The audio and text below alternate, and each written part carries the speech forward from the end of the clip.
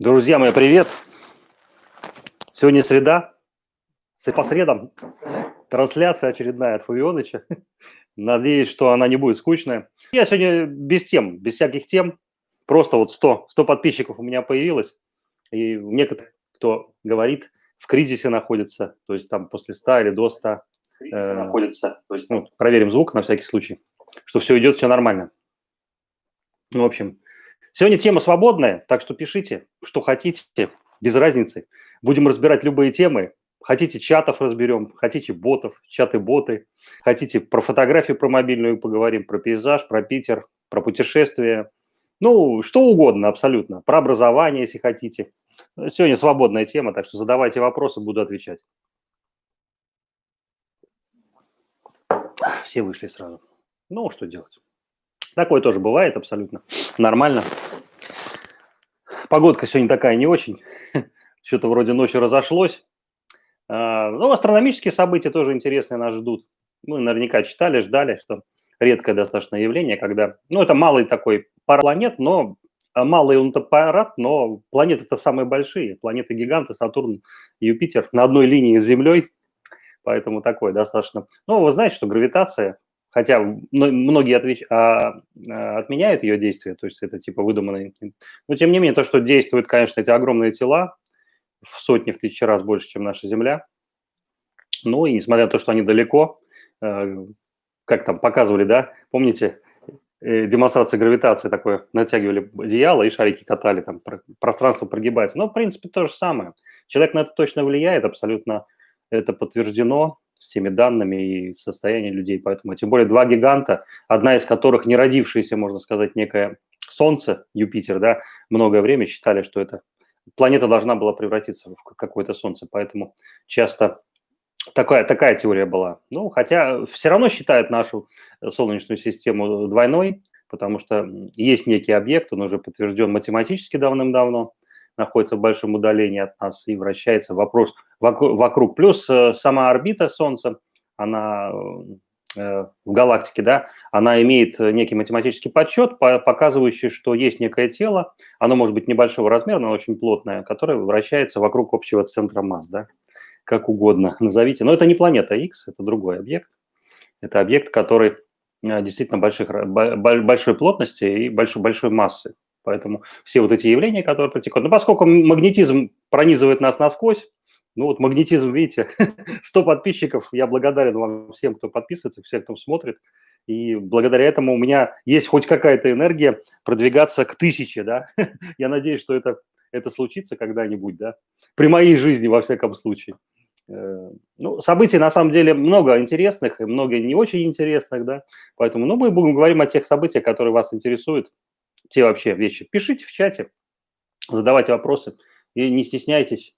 Краткие итоги, ну, можно уже, в принципе, подводить итоги. По Фликеру я записывал достаточно много видео, сейчас они уже в просмотрах, их уже рекомендуют по Фликеру, и я вижу, что результаты есть.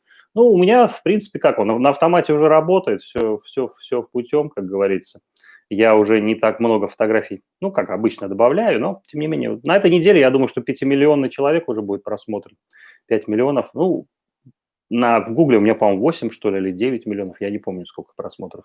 Фотографии именно, я имею в виду фотографии, не видео. Да, с видео у меня хуже все гораздо, да, хотя я заканчивал киноинженеров, и какие-то навыки есть, и в 2000-е годы тоже начал осваивать теорию монтажа всевозможные, там, пинаколы, Sony Vegas, все это, но потом это все забросил, потому что мне это неинтересно было совершенно, слишком тягомотно, да. Сейчас это более простым языком, можно сказать так, что все это доступно.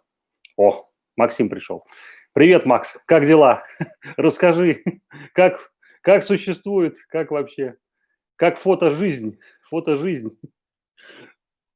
Как у вас погода, кстати, там нормальная? Ну, я думаю, что там хорошо все. Это вот, я так понимаю, что это середина России, середина, русских людей много достаточно смотрит. И пленочная фотография, кстати, тема. Я буду еще записывать видео по поводу пленочной, пока не понимаю, какие мы интересные именно темы по пленочной фотографии. Ну, вижу интерес по низкоконтрастной оптике, я об этом говорил. Супер, снег идет. Ну да, снег идет хорошо. На самом деле я был когда в Забайкале, там, конечно, снег – это редкое явление. И для меня было, конечно, очень таким интересным фактом то, что э, снега нету. Мороз очень сильный, там 35-40 градусов зимой, а снега нет. То есть очень необычный такой климат для меня. И очень легко дышится в некоторых местах. В некоторых местах силы, конечно, там надо разрешение спрашивать, что туда зайти у природы. Но фотограф, вы знаете, он всегда ищет какие-то необычные места. И в Питере таких мест предостаточно. И вот Лахте, где я живу рядышком, ну, видите, нету, к сожалению, 1000 подписчиков. Если бы вы, конечно, как-то помогли мне это сделать, да, с помощью своих знакомых, друзей, то я бы как смог выходить в эфир просто с любой точки пространства, можно так сказать, Солнечной системы, где есть вообще, а вышками сейчас утыкано все. Я думаю, что у вас там тоже, у Максима тоже там все утыкано вышками везде, вставляют везде, куда хотите, да. Ну, тут сегодня, кстати, тоже вчера была такая мысль, там посмотрел одно видео, и там как бы айтишники, профессия будущего, все дела там, ну, и народ там начал писать, что про айтишников думает. Ну, я написал только одну фразу, не знаю, забанят или нет, что айтишники заканчиваются, когда приходят инженеры-расключальщики, можно так сказать, как один мой хороший знакомый говорит. Так что IT-отрасль – это, конечно, вещь хорошая, но с точки зрения сферы сред она очень-очень-очень скажем так, нестабильная. Ну, вы прекрасно понимаете. Даже не надо каких-то особых знаний, надо просто там получить какой-то луч от Солнца, да, и взбудоражить магнитное поле, и все закончится, вся IT-отрасль будет в каменном веке, можно сказать. Нет, понятно, что сейчас существуют системы защиты, системы распределенные, да, все это как бы здорово, но все это все равно все временное, да, ну ничего нет постоянного, вы знаете об этом, да. Вчера тоже интересная тема была, я смотрел, многие сейчас обсуждают по поводу вот этих ботов, какое огромное количество, да, ну и хейтеры их называют хейтерами, то есть как на них реагировать, и смотрел девушка одну приятная очень, она занимается тоже продвижениями всякими разными, ну я не в том смысле, что мне просто было интересно мнение, я посмотрел, внешне так необычно выглядит, и разговаривает так хорошо, подвешен язык, как говорится. И она как раз говорила, что вот как бы я тоже сталкивалась с этим, ну, никогда не думала, что вот в интернете такое количество этих людей будет, и что как с ними бороться, они как бы анонимные в основном аноним. Ну, потом привыкла и вроде как-то... Ну, я не знаю, я тоже сначала как бы тоже очень жестко реагировал, я просто всех забанил, всех, кто мне там что-то писал, плохую гадость. А сейчас я понимаю, что это крайне интересный вопрос, феномен, да и, в принципе, тогда понимал. И я искал причины, как бы откуда все это взялось. Потом понятно было, что это все токсичные форумы, их не только в России, их огромное количество, и поэтому, может быть, из-за этого, кстати, цифра маленькая у меня, 100 всего, да. Токсичные форумы, они порождают, ну как, нагадить, напакостить, как бы человек должен показать свою какую-то значимость. Ну, вы идете в магазин, да, там тоже там какие-нибудь бабушки или дедушки трутся, или там молодые ребята, без разницы, что-нибудь там, что-нибудь такое нагадить, там что-то сделать, там бросить мусор, там, да, это, в принципе, оттуда же культура, да. Поэтому русская культура, она, конечно, сейчас всеми способами, скажем так, ее, скажем так, опускают, да, то есть русского человека гнобят, да, все другие, вы знаете, какие нации, я не буду сейчас национализм здесь развеивать, да, скажут, националист какой-то, нет, я не фашист, не националист, я как бы, я, просто у меня память хорошая, да, и я, в принципе, все вижу. И фиксирую все, что надо, на фотоаппарат, не только. Поэтому могу сказать, что да, эта тенденция идет, потому что разрушать нужно все для того, чтобы освободить территорию. Ну, территория может освободиться, конечно, а потом внезапно что-нибудь случится, может быть, потому что среды сферы тоже находятся в неком состоянии равноместном, да, но если это состояние растормошить, вот я сегодня выходил на балкончик, смотрю, там уже очистили у нас глухарку, хорошо, широкая уже речка такая появилась. Ну, с одной стороны, хорошо, но с другой стороны, нужно понимать, какие риски с этим связаны, да. Если вы очистили канал большой, да, то есть очистили, да, то есть вариант, что придет какая-то большая волна, как по синхронии Юнга, да, ну чистили, не просто так же чистили, значит, может прийти какая-то большая волна. У нас как раз в этой речке с залива идет, когда волна, она туда заходила, даже когда не чищенная была. И я ходил зимой, смотрели мои видео с релифлексом, Я ходил минус 20 градусов, у меня там даже в перчатках нажимал клавиши. Сигма у меня замерзла там буквально там через 5 минут, наверное, где-то. И ну, лед вот такой толщины был. Вот как, вот сколько у вас там картинка на экране, да, больше. А стал переходить, и там уже смотрю, там 2 сантиметра. То есть я вижу, что вода течет, причем течение огромное. Соленая вода, когда гонится, она вымывает очень быстро.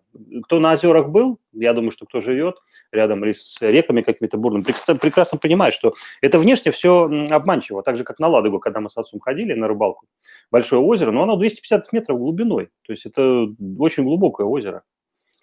Можно сказать, по картам, если посмотреть, карты сейчас все доступны, можно увидеть, что это на самом деле озеро образовалось искусственно, когда пошел вот этот потоп, так называемый, да, то есть это море разлилось туда и в эту нишу там заполнило, можно так сказать, потому что есть на картах, все это обозначено, изменилось. Так вот, там можно идти там по метровому льду, а потом на машинах тоже заезжали когда, и раз так машина уходит под воду, там торос образуется, как бы, а в этих местах лед может быть любой толщины абсолютно. Понимаете, о чем я речь, да? То есть ехал там метр, а потом, да, 10 сантиметров машинка, раз. Ну и потом весной там некоторые из них вытаскивали машины. Их там до сих пор, я думаю, что сотни лежат, этих машин. Может быть, тысячи даже. Вполне вероятно, потому что озеро огроменное, и оно считается, насколько я помню в географии, когда в школе учился, самое большое в Европе. Ну, на нашем континенте, насколько я понимаю, это Байкал. Огроменное озеро, кстати, тоже с ним там непонятные какие-то вещи существуют. Я там читал и смотрел и про водоросли эти, которые завезли, про стройки, которые там угадили, про всякие там трубопроводы, которые воду хотят из него выкачать все, сделать из него что-то другое, там очередной поток куда-нибудь в Китай. Ну, вообще, на самом деле, да, вопрос от Максима. Имеет ли смысл сейчас купить Sigma SD10 для знакомства с матрицей Sigma? Новые камеры не по бюджету. Да, а вот десятка или 14 сейчас морально устарели или нет? Нет, не устарели, абсолютно точно. Я об этом говорил. И могу сказать, что, судя по движению на рынке Фавиона, то, что на вторичке происходит, на eBay, на Амазоне, там, на других площадках, на Инджипане, то есть ценники растут. Это связано с тем, что многие осознали, что после заявления президента о первом переносе Фавиона, это был, по-моему, когда я еще только начинал канал, 17-й год, потом уже 19-й же точно сказали, что он выйдет в конце года, в результате потом перенесли все, потом это началась пандемия. Ну и в результате что произошло? Сейчас они уже говорят, что первоначально он говорил, что проблемы были связаны с тем, что на самом деле матрица уже создана, полнокадровый Фавион, я имею в виду 1.1.1. Не обычный там с разными слоями, как в квадрах.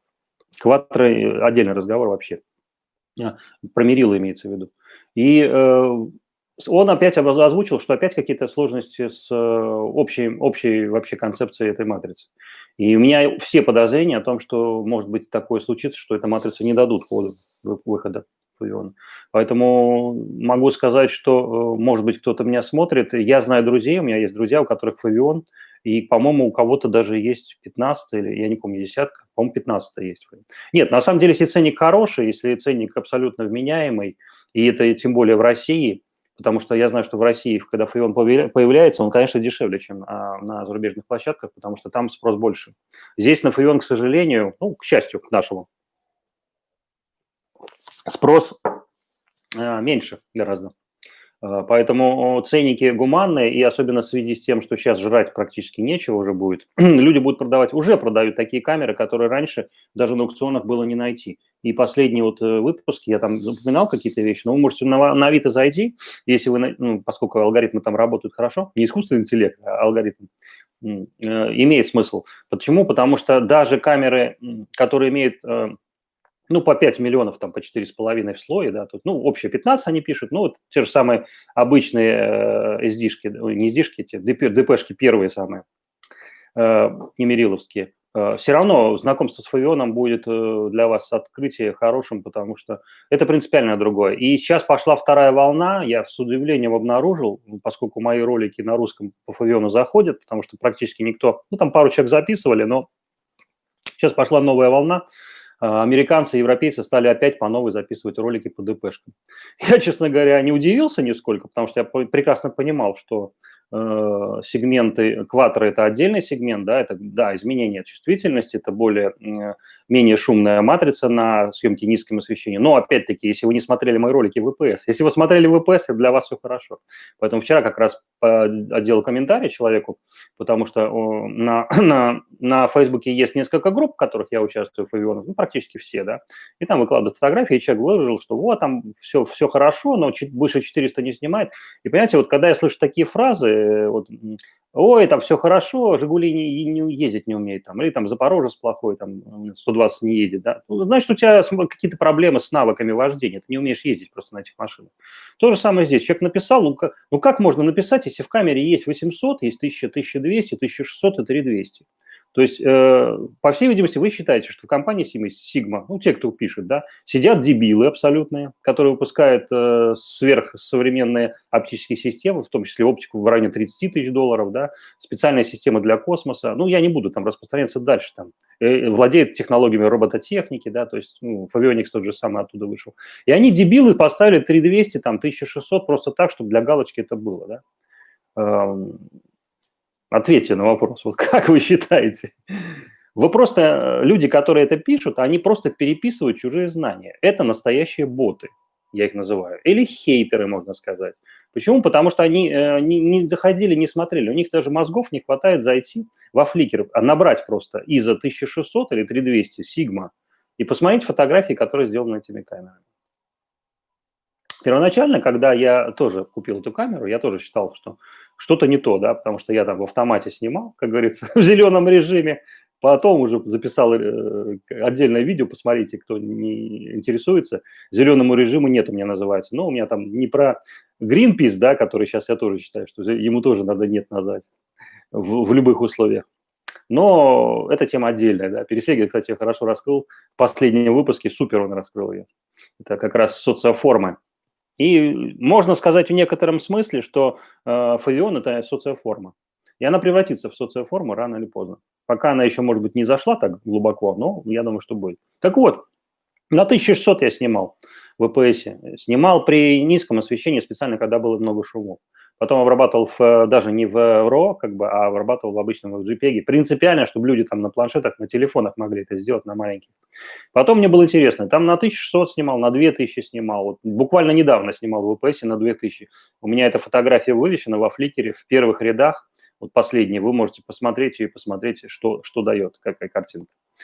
Потом я делал кадры на 3200. Да, там зерно уже большое, зерно имеет такую очень красивую форму, но на тот момент, когда я это делал, у меня стоял фильтр компании B плюс W. Ну, вы знаете эту компанию. Ее пиар и ее как бы продвижение 5-10 лет назад были грандиозные абсолютно. И фильтр, например, на мою камеру стоил порядка $100. Там, Виктор, если смотрит, у него такой же стоит. Мне было очень интересно как бы все-таки попробовать что-то другое. И без фильтра я не снимаю, не рекомендую людям снимать. Почему? Потому что в этих камерах объектив движется внутри тубуса. И если снять фильтр, сниму сейчас, вот, кстати, стоит у меня фильтр, который я наконец-таки нашел, он меня нашел. Это сигмовский фильтр, он на порядок класс выше, чем BMW, я вам 100% могу сказать.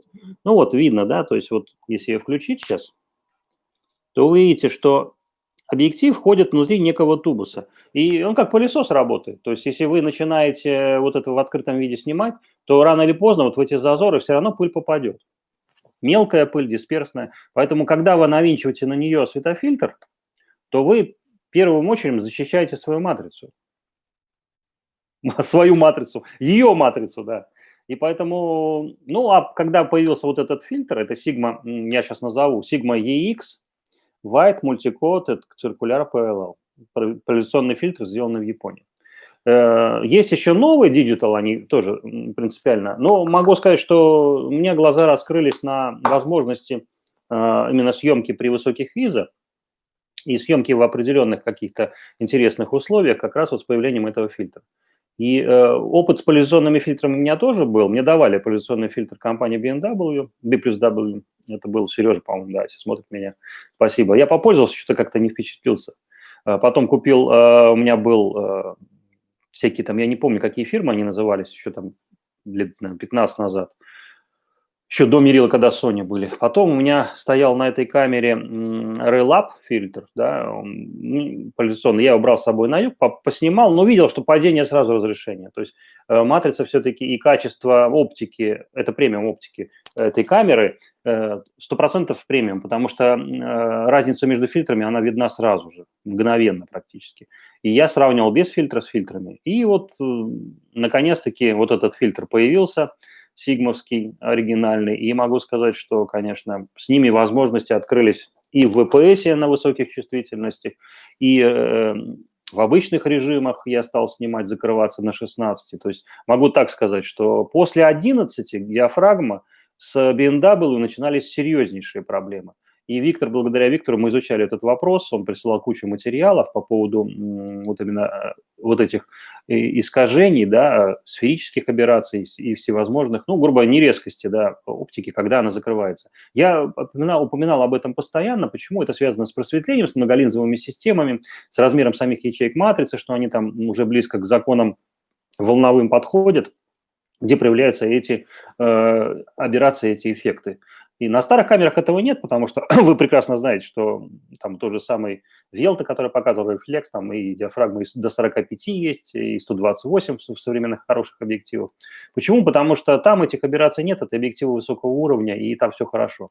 Но здесь мы сталкиваемся с тем, что закрывая APS-матрицу вот на 11 ниже, да вы, кстати, даже можете открыть любой сайт, абсолютно фотографически, посмотреть фотографии Никонов топовых, Кэнонов топовых, Sony, чего угодно, полнокадровые кадры, которые сняты на закрытой 16.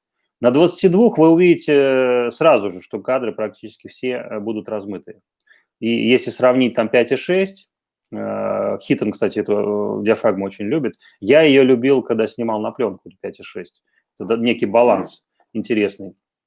Я снимаю часто на открытой, и кто пользуется Фавионом, говорю, что на 2.8 это очень резкая камера, очень резкая, много света собирает, и из-за того, что света приходит много, больше только если насадку одеваем. Я снимал как раз видео, кто смотрел, с широкоугольной насадкой с большим диаметром оптики, там повышается еще светосила, интересные эффекты. Я в макрорежиме снимал, потом в обычном, и мы потом это обсуждали. Несмотря на то, что по краям аберрация образуется сильная, но в центре резкость остается.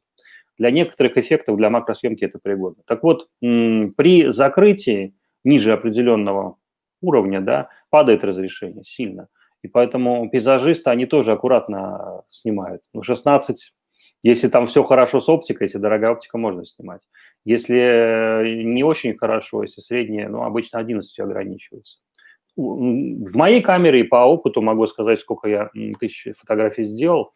Если мне требуется очень резкое изображение, раньше требовалось с этим фильтром BMW, я закрывался там максимум на 7. Дальше начинались аберрации, начинались проблемы именно с разрешением. С этим фильтром я могу снимать на 16. Я снимал, выкладывал во Фликере, посмотрите, очень много фотографий накрыто на 16 да, с этим фильтром. Даже в пасмурную погоду я снимал. Поэтому это проблема фильтра.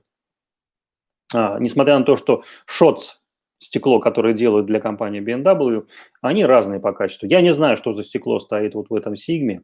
То, что оно другое совершенно, и покрытие другое, оно однозначно, скорее всего, однослойное. Хотя нет, обманул вас, наверное.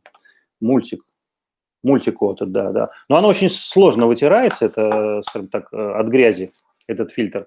То есть нужно... Я пытался, когда он пришел ко мне, он лежал там несколько лет у человека, и он там в таком состоянии был. Я думал, что я его не отмою. Там, думал, что это глубокие царапины. На самом деле, это просто такая грязь была, что ее отмывал и спиртом отмывал, и водой отмывал, и мылом мыл ее, там, всякими разными свойствами. Ну, все, ничего не отслоилось, все прошло, все хорошо. В этом плане, конечно, вот недорогие фильтры, они, конечно, попробуйте их мылом помыть, и я думаю, что все закончится, вся игра с этими фильтрами. Но мы отошли в сторону, да, по поводу фотографии. Может быть, какие-то другие темы с погодой. Погодой тоже. Погоду обсуждать на стриме, да? Да нет, конечно. Погода вещь такая непредсказуемая, с одной стороны. Но астрономические явления, да, кстати, напишите. И, Макс, кстати, ты, извини, что на «ты», может быть, нормально будет, да?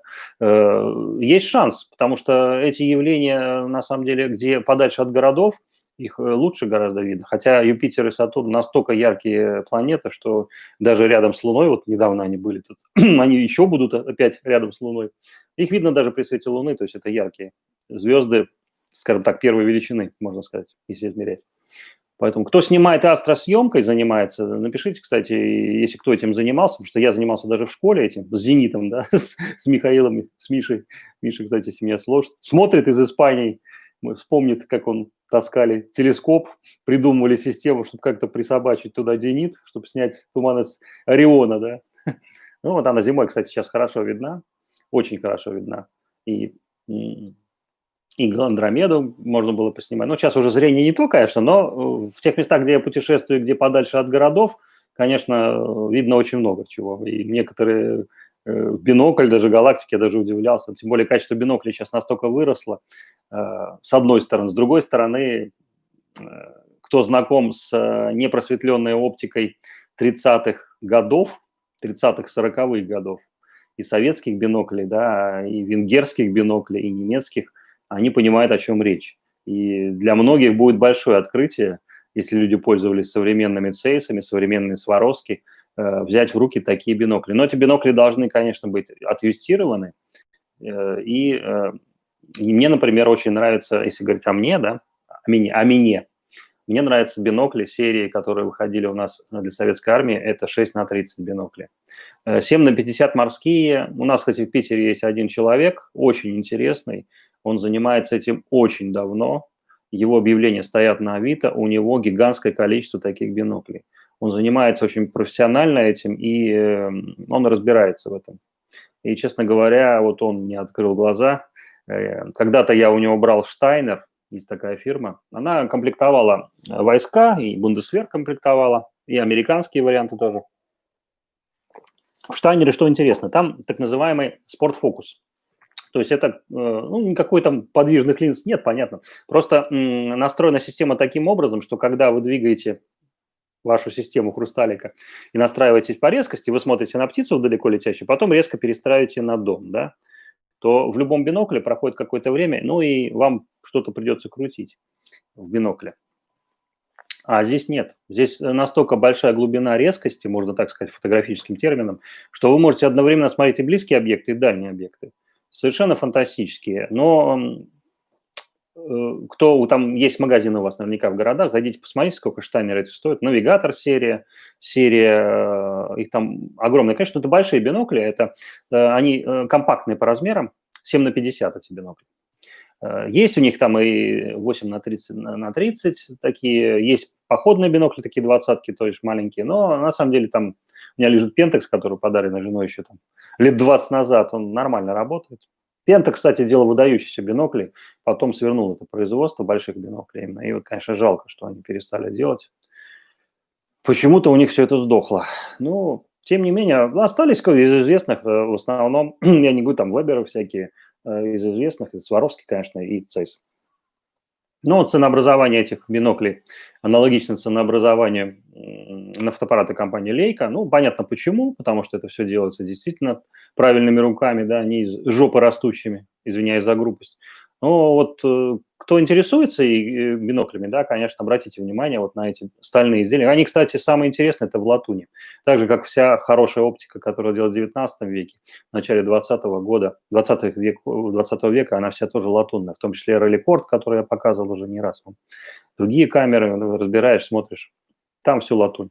Латунь, и все очень точно запрессовано, великолепная линза, никаких просветлений там нет, поэтому...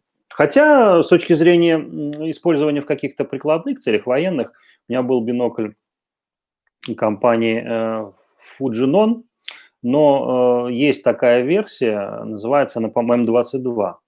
Не знаю, в Африке моем можете найти фотографии, там в разделе Tools можете посмотреть инструменты, которыми проходили через мои руки, да, я выкладывал, самое интересное. И вот этот бинокль был сделан модификацией компании американской Northrop Grumman, да, ну, знаете, это военная компания, для снайперов. Соответственно, нанесено зеленое покрытие, такое зеленое сильное покрытие. Ну, в наших биноклях там желтое наносилось там для разных целей. А здесь 7х50, он достаточно тяжелый, обрезиненный весь, похож внешне на вот эти наши морские бинокли, такой же, ну, чуть покомпактнее. Тяжелый очень, там больше килограмма я его таскал с собой. Но Ну, в чем его прелесть? Так смотрите, вроде так ничего. Тем, кому не нравилось, они говорили, что вот там типа все какой-то цвет странный, какой-то розово-сиреневый, что-то там такое.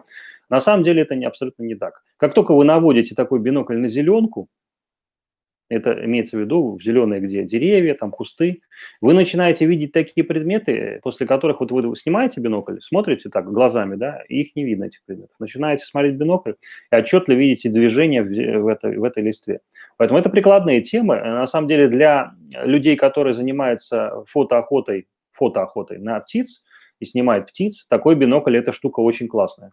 Почему? Потому что видно движение именно в зеленой листве, птицы, когда далеко, особенно если снимаете с длинным фокусом.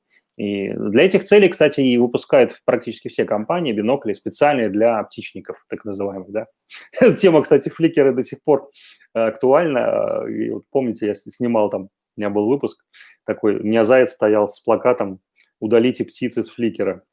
Фликер написал обращение, почему у них такое количество птиц во фликере именно, что они там вот продвигают это все, чтобы люди хотели живой природы. Ну, нормально, все хорошо. Но одно дело было действительно какое-то засилие. Каждая вторая фотография была не только в Explorer, но вообще везде там ленту открываешь, сплошные птицы.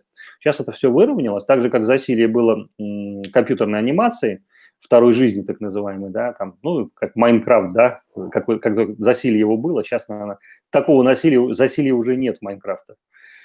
Хотя вот вчера посмотрел тоже ролик интересного человека по Майнкрафту. Он действительно такой, как все это очень, очень комфортно рассказывает, и даже захотелось поиграть в эту игру. Интересно, да. Что вы, кстати, по поводу думаете этих игр? Потому что развивающие игры по фотографии, кстати, был проект очень интересный, не знаю, я считаю, что он будет в будущем развит, и, может быть, кто-то заинтересуется. У меня даже была мысль его как бы развить. То есть, ну, идея следующая. Фотограф некий как бы персонаж, которому даются задания. Есть такая программа. Несколько фирм пытались это сделать, насколько у них хорошо получилось. Ну и какие-то есть игроки, которые на компьютере дают ему задания, он идет, и реальный человек идет и снимает какие-то вещи. Не то, что он как бы по заданию снимает цветочки, да, а у него есть некий маршрут, то есть это некий квест. И вот эта мысль меня всегда постоянно посещает, как это все сделать интересно. И, может быть, возможно, кто-то из фотографов, кто смотрит, можно попробовать такую сделать пробную игру. То есть посмотреть, какие феномены появятся, да, из этого, что вообще из этого выходит, насколько это интересно. И с Павлом Мартом, когда мы выходили, если он смотрит меня, мы тоже участвовали в таких каких-то разделениях, да, то есть он снимал что-то одно, я второе, и вроде в результате что-то получалось, некая мысль, да, о которой я говорил, рождалась, и получался какой-то интересный аспект, новые кадры, новые места обнаруживались, и персонажи появлялись внезапно, как говорится. Ну, ничего этого случайного не бывает, это уже вы знаете, что в 6 лет в случайности не верит абсолютно никакие. И в этом плане, конечно, вот эта тема интересная, кстати, этих фотоквестов, так называемых, что квестов огромное количество до пандемии было. Сейчас эта тема, я так понимаю, что уйдет в подполье, скорее всего, да. Ну, никуда она не денется, знаете, так же, как запрещать что-то, это равносильно увеличить ее в интересе в 10, там, в 10, в 100 раз. Поэтому все, что запрещается, оно будет еще больше развиваться. Можно так сказать. Ну, построители систем думают по-другому. Ну, Фавионович другого мнения по этому поводу совершенно. Я могу так сказать, что зима наступает, уже где-то наступила, да, кто-то вот с Греции, помню, фотографии выкладывают, люди там залило там, все слило. Интересное, кстати, явление, которое сейчас происходит из-за того, что такие происходят аномальные какие-то изменения в местах, где не было. Ну, например, на Крите, да, там вылилось столько дождей, что смыло почву, которая и так там каменистая, да, ну, есть в некоторых местах какая-то все-таки есть. И вот там фотографии людей, там корни этих больших растений, рожкового, по-моему, дерева, еще какого-то, и просто какие-то совершенно невероятные структуры. Я вспомнил видео, о котором я говорил, австрийца, которого я нашел подписчиков, он у меня, кстати, есть на канале, вы можете его найти. Там немного у меня людей, которые открыты. Он в Австрии живет, и он снимает, вот у них там есть озеро какое-то, оно полноводное, но потом вода сошла, и гигантское количество корней, несколько сотен, причудливой формы, вот эти старые корни, они там лежат, никто их там не распиливает, на дрова никуда не пускает, но они там лежат. И он там ходил, восхищался, что вот ушло вода, и он там столько наснимал всего интересного. Это как раз вот про необычные какие-то, когда происходят природные явления, вы можете не только, кстати, в пейзажной фотографии, но и в стрит-фотографии. То есть вот сейчас пойти куда-нибудь в Питер, да, вот сейчас дневное время, там в рабочее, да, можно в центр идти, и вот буквально вчера я выложил фотографию, которую я делал в конце 2019 года. Ну, там были еще какие-то китайцы ходили, там девушка с зонтиком, зонтик пошел, дождь пошел. Сейчас можно туда пойти на стрелку Васильевскую, там вообще никого не будет. Просто никого. То есть центр, когда там даже осенью, там толпы людей, там в 11 их привозят туда, в 12, там, и ничего не снять нормально, кто хочет что-то снять, да, можно только подойдя где-то вот в узком участке, да, а так, чтобы что-то запало, какие-то здания, чтобы не было лишних людей, чтобы не вырезать их потом в фотошопе, да. И в этом плане, конечно, сейчас времена мобильной фотографии – это такой некий взрыв, потому что много очень всяких интересных фотографий можно сделать даже на обычный простой телефон. И в этом плане, конечно, вот ищите такие моменты, я думаю, что вы их наблюдаете, но многие сожалеют, что вот типа с собой не было камеры. Да? Какие проблемы? Взяли телефоном, сняли, все хорошо. Поэтому не обращайте на это внимания. Я считаю, что это гораздо важнее снять, чем не снять. Или, например, ну вот по поводу, кстати, VPS, да, уж мне такая дурная привычка показывать вам самого планшета, я вам покажу. Вот фотография, которую я сделал в первый снегопад. Большой снегопад был. Она у меня есть там. Сейчас, кстати, зашла хорошо очень. Ну, и такая вся, видите. Я ее еще и размазал, грубо говоря. На самом деле она снята достаточно резко, видно тут снег. На 1000 снята Иза. Вот видно, нет? Не знаю. На 1000 Иза. В этот же день я снимал на 1600 и на 1000, то есть все это работает, все отлично, все прекрасно, замечательно, не надо что-то, вот, кстати, про Васильевский остров, стрелку, вот, фотография, покажу вам, вот я ее сделал в канальном варианте, оставил тут цвета оранжевые в основном, остальные цвета я все убрал. Ну, мне интересно, кстати, на дальнем плане здесь вот, если видно, да, китайцы стоят с селфи-палками, фотографируют, да, такой туман тоже был сильный. Это, по-моему, ноябрь месяц тоже. И многие, кстати, фотографы ноябрь месяц, да, 27 сентября, ошибся. Ноябрь месяц считают одним из самых удачных, самых интересных для фотографий. И что вы, кстати, по этому поводу думаете? Потому что действительно месяц интересный в разных частях света. Такое некое состояние перехода. Это все-таки где-то осень, где-то это весна на противоположной части нашего шара, да. По поводу черно-белой фотографии хотела вас спросить. Сейчас тенденция к каким-то цветным вариантам, да, цвет появился от iPad дополнительный, потемнело сильно, да, видите, как 2 часа дня, уже темно вообще, обалдеть можно. Ну, это вот такая у нас погода.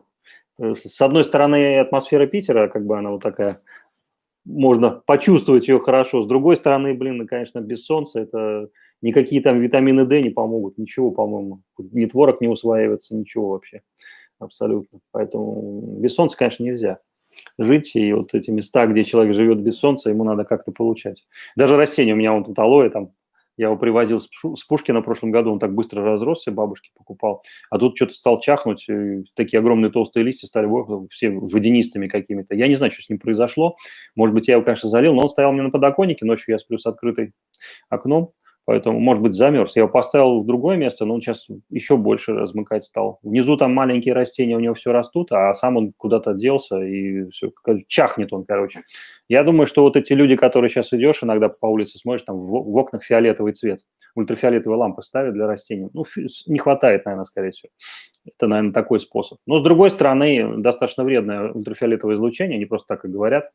Там люди процедурами раньше, помните, пользовались синими лампами. Можно глаза сжечь реально, потому что ультрафиолет – это разрушитель клеток живого, поэтому дезинфицирующие всякие люди, которые там, блогеры говорят, вот там ультрафиолетом все фигачите подряд.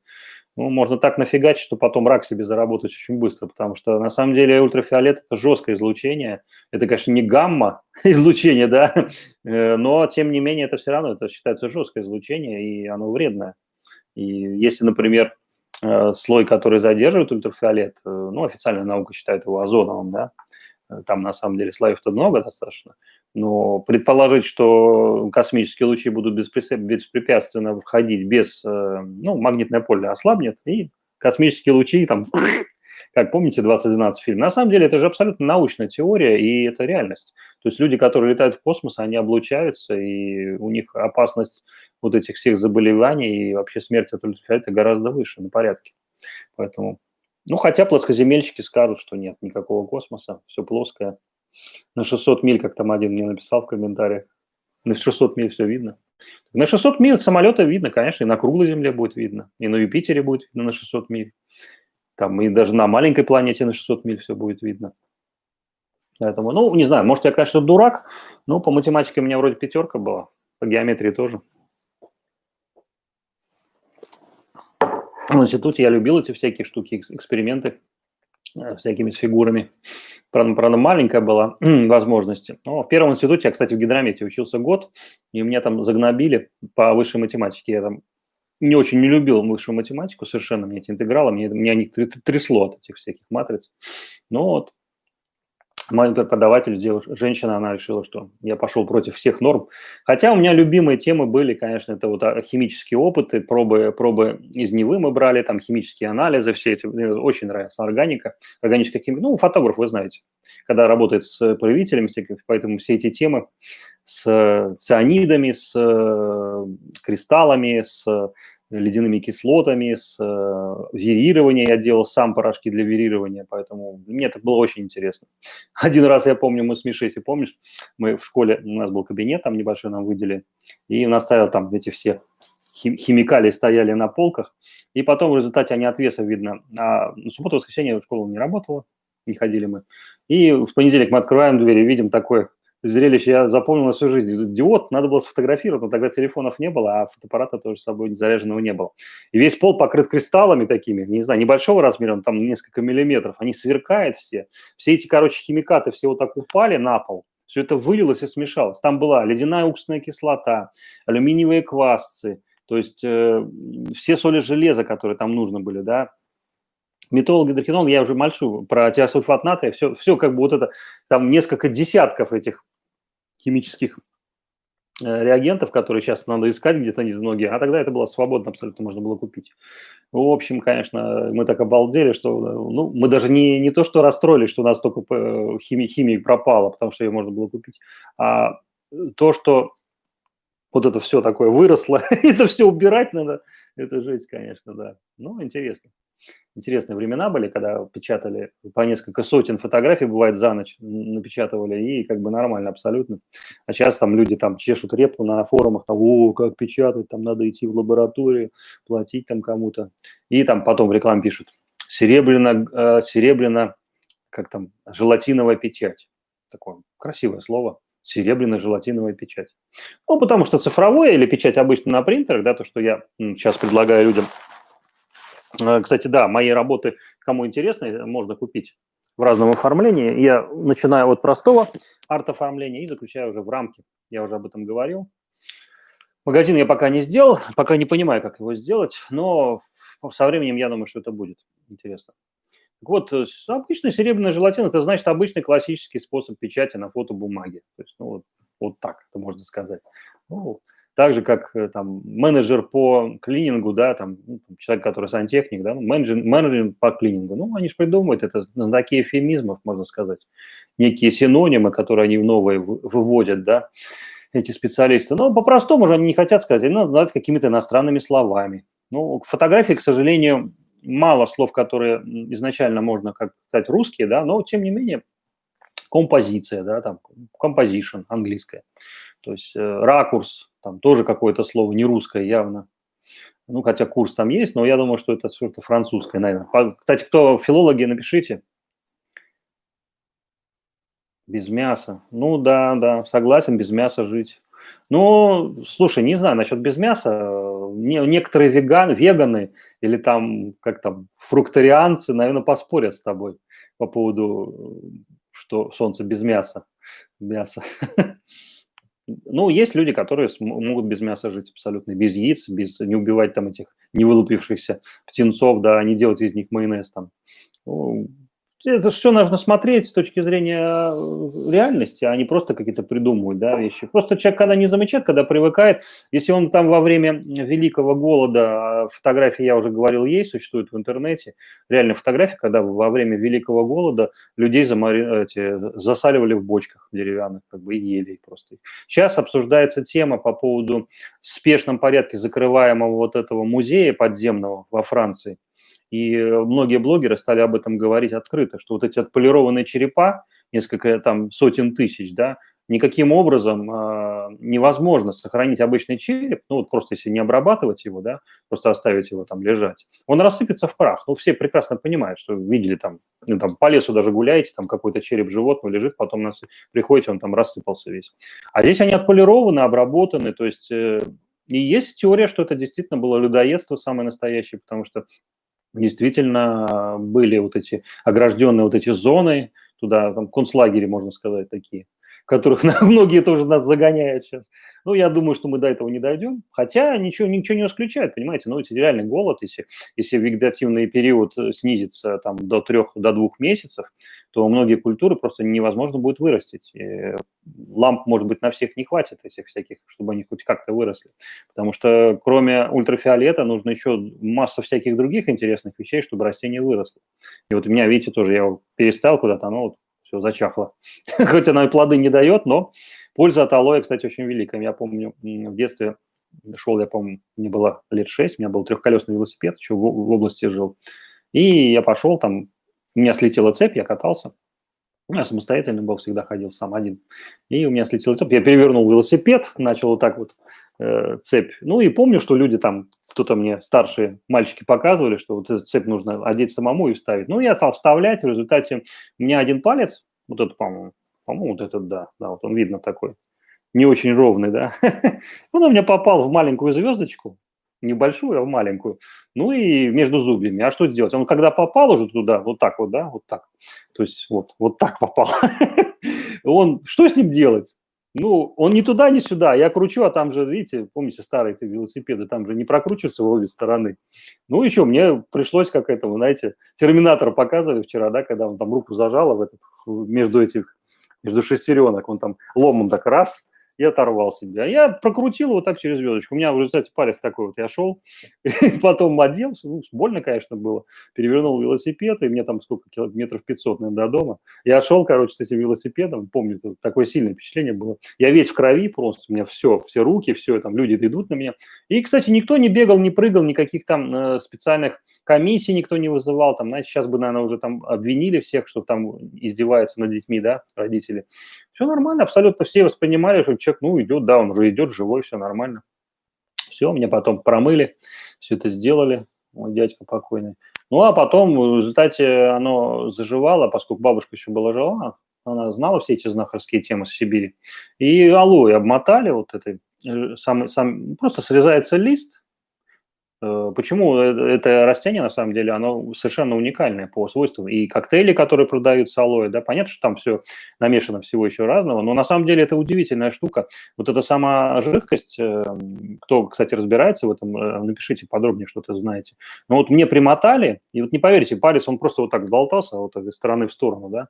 Его примотали, зафиксировали, и на второй, по-моему, или на третий день реально, когда сняли, у меня палец, он двигался, все нормально, то есть ничего, ну, мне не вставляли, ничего не зашивали абсолютно, хотя там все порвано было. И я, конечно, очень удивился. Понятно, что в таком возрасте все заживает хорошо, но береги руку, Сеня, да. Руку, да, у меня был случай, и руку я ломал тоже. Тоже, кстати, по фотографии. У нас там есть в Кузьмово такое дерево, ну, когда в Кузьмово приезжайте на поезде. Кстати, место удивительное, там вот этот карьер разрезанный, да, такой, как не карьера, это как карстовый разлом, то есть гора некая, она тянется. Юки, там все вот эти слаломные штуки, Кавгалу, Токсово, это вот как раз в этом месте. Я там жил 20 лет. И все там места, это все излазил, там все дыры. И когда прибывает электричка, чтобы прийти, вот этот Нагорный бывший поселок он называется, там гора. Ее разрезали, чтобы, ну, можно было дорогу сделать ровную. И, соответственно, вот из двух сторон такие, мы там катались зимой, там, на санках, на валенках, там. У меня брат там ногу ломал, кстати, тоже. в этом месте. А я решил забраться на сосну тоже что-то, то ли я прыгать собирался, то ли фотографировать, и не помню. И там сосна такая, у нее такой кусок был ветки. И я такой в брюках в обычных, вот такой, высота сколько там, метра два, наверное, максимум. Я решил прыгнуть вот этот обрыв с большей высоты, потому что чем с большей высоты ты прыгаешь, тем дальше ты едешь по этой штуке. Ну и в результате я прыгнул так, что сосна меня за эту ветку меня запуталась брючина. И я вот так по такой фигуре, да, изучил сразу теорию как там, центробежной силы. И со всей дури, короче, уже понимаешь, что я головой лечу в этот ствол самой этой сосны. Эту сосну, кстати, я использовал там, брал канифоль, делал из нее, из сока смолы. Ну и в последний момент я поставил левую руку. Ну, левую, в результате у меня вот эта рука была, сустав был сломан, я там ходил с этой штукой много там месяцев. Потом она у меня вот так вот не касалась очень долго, я разрабатывал, чтобы она могла касаться там до плеча. Поэтому, не, на самом деле все заживает очень хорошо, и есть масса способов, гимнастика, все это помогает. Сейчас тем более, ну сейчас большинство людей что, наверное, скорее всего, таблетки будут давать всякие там мази. Мази, конечно, продвинулись там всякие и с ядами всякими, змеиными там и еще другие. Я вот тоже тут потестил всякие интересные очень мази появились, которые восстанавливают кожу. Там сейчас витаминоз, там кожа там шелушится там с этим с пантенолом, да. Есть, причем они разные виды, штук на 10 потестировал. И вот один нашли мы там с красным такой, с красной этикеткой, напишите, кому интересно, там вышли. Не то, что я рекламирую как-то, а мне понравилось то, что, во-первых, он действительно мягко становится, и вот эти все грубевшие части на ногах, там, на руке, это все заживляется. Ну, пантенол – интересная вещь. Просто там не дело не в количестве его, в процентном состоянии, я так понимаю, что еще в дополнительных каких-то веществах, которые усиливают его эффект или наоборот ослабляют. Хотя оно не всем подойдет, потому что та же самая травма колена, когда у меня была по баскетболу, я очень много лет пытался, как ее решить, эту проблему, что она ныла постоянно, болела, когда погода менялась. Но все способы, гимнастика, конечно, да, гимнастика, ходить побольше, да, двигаться. Ну, море, конечно, соленое море лечит все. Поэтому, ну, не только море, и река, я думаю, что если какая-то благостная, без отходов тоже может вылечить. Больше купаться, плавать. Сейчас, не знаю, у нас там написали, что будет пятерка открываться. Вот, сорвал. А на самом деле там вроде написали, что бассейн будет. Вот интересно будет, что они там сделают. Все-таки сделают бассейн или очередной магаз с продуктами, где можно купить мясо. Мясяо. Да, по поводу еще одной интересной темы, поговорим, раз уж не все там пишут комментарии, кто смотрит, но вот F-Stop, интересная сумка, я про нее рассказывал, да, вообще, чем больше я изучаю всякие интересные вот эти вещи, где хранить, переносить где технику, тем больше я проникаюсь вот этой компанией. И могу сказать, что то, что последние мои путешествия были, да, я очень долго думал, что взять с собой. Вот этот рюкзак, который зеленый у меня был, вы знаете, я его тестировал. Отличный кентик, к сожалению, его сняли, сейчас он заменен серией Toyota. Но это слинг, так называемый рюкзак. Ой, рюкзак обычный, но у него слинговое открывание боковое. Вот этот чистый слинг, и у меня слингов было гигантское количество. Вот последний слинг, вот этот F-Stop, и могу сказать, что я, конечно, думаю, что один из самых лучших слингов, которые я вообще встречал. Открывается он таким образом. Здесь у него вставка полностью вытаскивается, она может сплощиваться, поэтому сумка может быть очень компактной. И вот эти две молнии, здесь помещаются все аксессуары. Здесь на самом деле, вот когда начинаете пользоваться такими вещами, понимаете смысл, что это делали ребята реально фотографы. Я его чем модифицировал? Уже когда много-много раз ходил, здесь можно карабин, можно здесь карабин. Сюда видели, что я пристегивал бутылку. Вот эта часть карман. На самом деле сюда влазят и телефоны, всякие аксессуары, там, не знаю, кто маски, намордники будут вставлять. Я здесь, вот в этой части, которая регулируется, еще, кстати, скажу, этот слинг, он не разъемный, то есть ремень не снимается никаким образом. И в этом, конечно, кайф, то, что вы, многие слинги, которые отстегиваются, можно потерять как бы или уронить что-то, да, случайно. Здесь этого нет, поэтому одевайте только через голову. Я вот такую петлю здесь сделал, для того, чтобы везде вход свой крепить сюда, ну, вот из обычной ткани, да. Ну, честно говоря, карманы всякие еще, здесь карман, задний карман сюда со свистом помещался. И самое интересное, что сюда, в эту сумку, несмотря на то, что она вроде выглядит небольшая, но сюда я брал с собой iPad. И в самолете у меня iPad вот сюда, он влез. То есть я его встал, закрыл и записал даже видео, почему как бы я рекомендовал вот такие конструкции, то, что F-Stop делает. И есть, конечно, Löwe Pro, который тоже делает слинг. Мы, кстати, с Виктором, Виктор мне сосватал эту сумку, мы потом нашли. Очень интересная сумка, это паспорт слинг. На нее тесты есть, мои видео тоже продвигаются по обзору этой сумки. Если нужно будет, я еще какие-то вещи делаю, как ее модифицировать. И, кстати, этот инсерт из этой сумки, он подходит туда. И та сумка Löwe Pro становится более жесткой, более такой экстремальной. Но здесь еще одна особенность. Вот в классических рюкзаках F-Stop, которые вы пользуетесь, вы знаете, я пользуюсь тот же самый Тилопа, там предполагается, что внутри инсерт так называемый. Да? Так вот, вот эта сумка может служить инсертом. Я не знаю, видно было или нет, но в один из походов я вставил эту сумку. Почему я об этом говорю? Потому что сама вот эта мысль, что есть некий инсерт, то есть это, грубо говоря, вставка, да?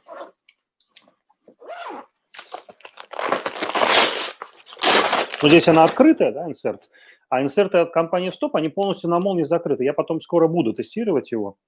Это просто такая конструкция, как сумочка, которую можно поставить в сумку, в дамскую, в самолете взять с собой за ручку. И никто вас не остановит, никто не воспримет это как какое-то специальное устройство. Вот, кстати, вот когда она плоская, вообще ничего, места не занимает.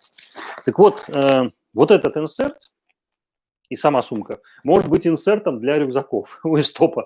Сам F-Stop, я думаю, что об этом не догадывается, но тем не менее это так. И если вы пользуетесь множеством, ну, у меня домки много сумок было разных, сейчас остался только один маленький рюкзак, большой я расстался с ним. И есть еще домки, маленькая у меня микросумка. Вообще тема сумок, конечно, вот... кстати, по поводу штатива, это зря. По поводу штатива. Штатив прицепляется к этой сумке. Я показывал как. Если вы смотрели мое видео в Турции, вы видели, что, во-первых, вот эта задняя часть прицепляется еще как. Я носил, потому что здесь, несмотря на то, что она выглядит маленькая, у нее очень крепкий сам ремень у этой сумки. И поэтому штатив абсолютно легко у меня прицеплялся. Причем один вариант, я когда прилетел в Турцию, я пробовал сюда прицеплять его, да, но потом я вот в этот карман его вставлял. Карман этот большой по размеру, и штатив, который у меня килограммовый, он со свистом сюда влазит. Большой штатив, конечно, 3-килограммовый, которым сейчас пользуюсь, к этой сумке, конечно, нет, это отдельно надо носить. Но большой штатив, даже если вы большой рюкзак, у вас пустой, как у меня бывает частенько, да, поскольку моя камера достаточно легкая, если я не беру там с собой, у меня нет просто смены оптики, тогда, конечно, да, есть какой-то, но в любом случае можно. Во-вторых, я вставлял его сюда, вот в эту петлю, да, у меня с этой стороны, и сюда я пристегивал, если посмотрели, есть такие гейткиперы, специальные лямки, они с карабинами, по кругу вот так, и застегивал его с этой части. Сбоку я его пристегивал этими гейткиперами. На самом деле решения все эти есть и придуманы недостаточно давно компаниями, которые выпускают и специализируются именно на фотосумках. Компании, которые занимаются горным снаряжением, отчасти тоже могут. Там компания Löwe та же самая, да, она же выросла оттуда. Или там Osprey компания, которая делает рюкзаки походные, там Montana. Ну, короче, вы эти фирмы все знаете. Но специализированное фото, именно сумки, да, я когда-то был на выставке в начале 2000-х, Ката, да, приехал этим. Ката, National Geographic, еще тогда не было линейки. Ката, там Think Tank потом появился. Но все эти сумки, я все эти знаю. Почему? Vanguard у меня были тоже рюкзаки. И Manfrotto, который делает. Сейчас вот я недавно ходил в Фотован, забирал когда работу оформленную. Там видел Гитца, выпустил рюкзаки. Они раньше выпускали, но не было такой сильной линейки. Сейчас у них несколько линеек даже есть. Очень похожие рюкзаки по стилистике на Samsonite. Мне почему-то напомнило. Samsonite, кстати, тоже достаточно много сейчас пошло таких полужестких рюкзаков. Ценообразование понятно, что там 20-30 тысяч рублей там, на наши деньги. Там, конечно, немножко дешевле стоит, но все равно. Но могу сказать, что все равно мангал. Ой. Ну, видите, кому для чего нужен штатив? Кому-то нужен мангал туда влазить. Кстати, в Турции фантастического качества мангалы я видел. Почему-то я таких у нас не наблюдал, хотя даже вот в Лактик смотрел раскладные. Компактные такие устройства, которые сделаны из такой качественной стали, которые так складываются, такой получается, как некий такой конструктор, да, потом это раскладывается.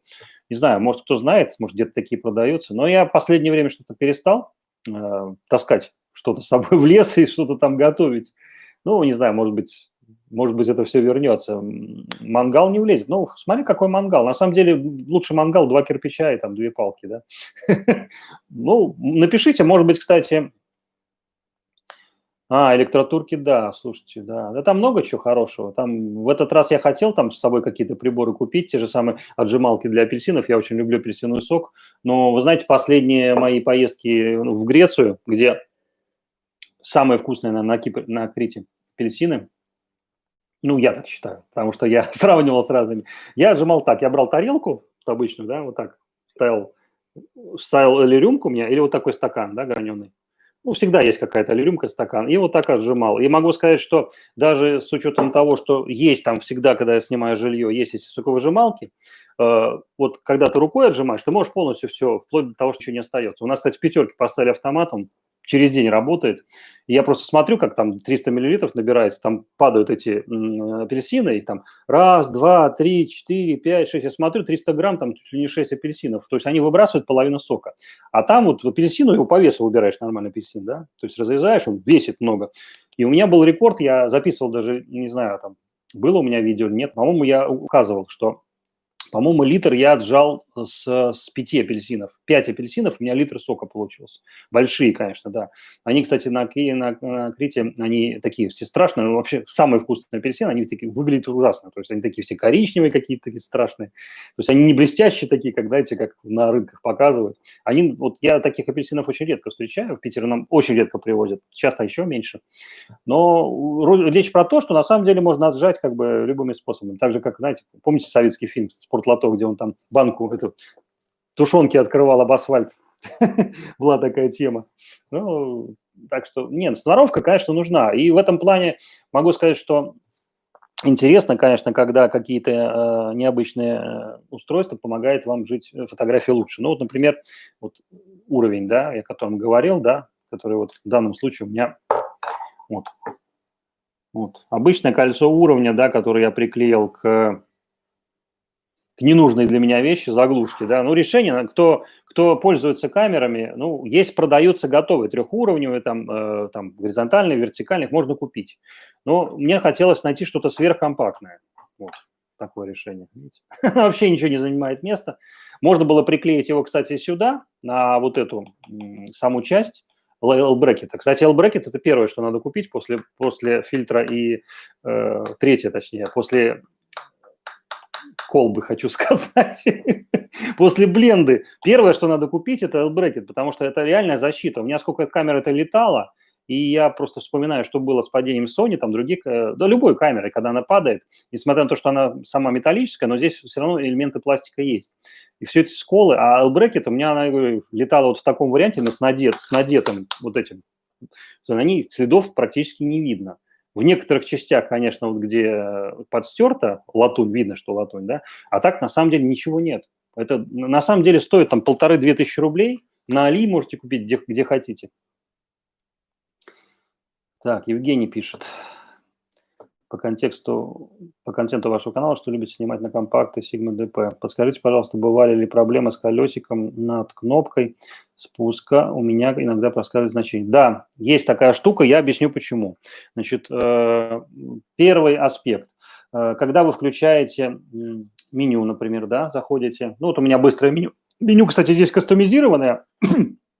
Плохо видно будет, наверное, да?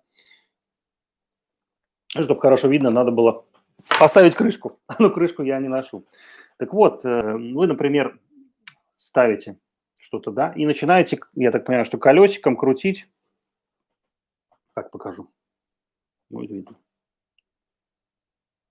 То есть проскакивает показания. У меня такое тоже было. Значит, могу сказать, что это программный глюк, скорее всего, потому что это никак с механикой не связано с самого устройства. Я использую, вот когда, например, переставляю режимы фокусировки. Так, сейчас покажу. Доступно выставляю всего.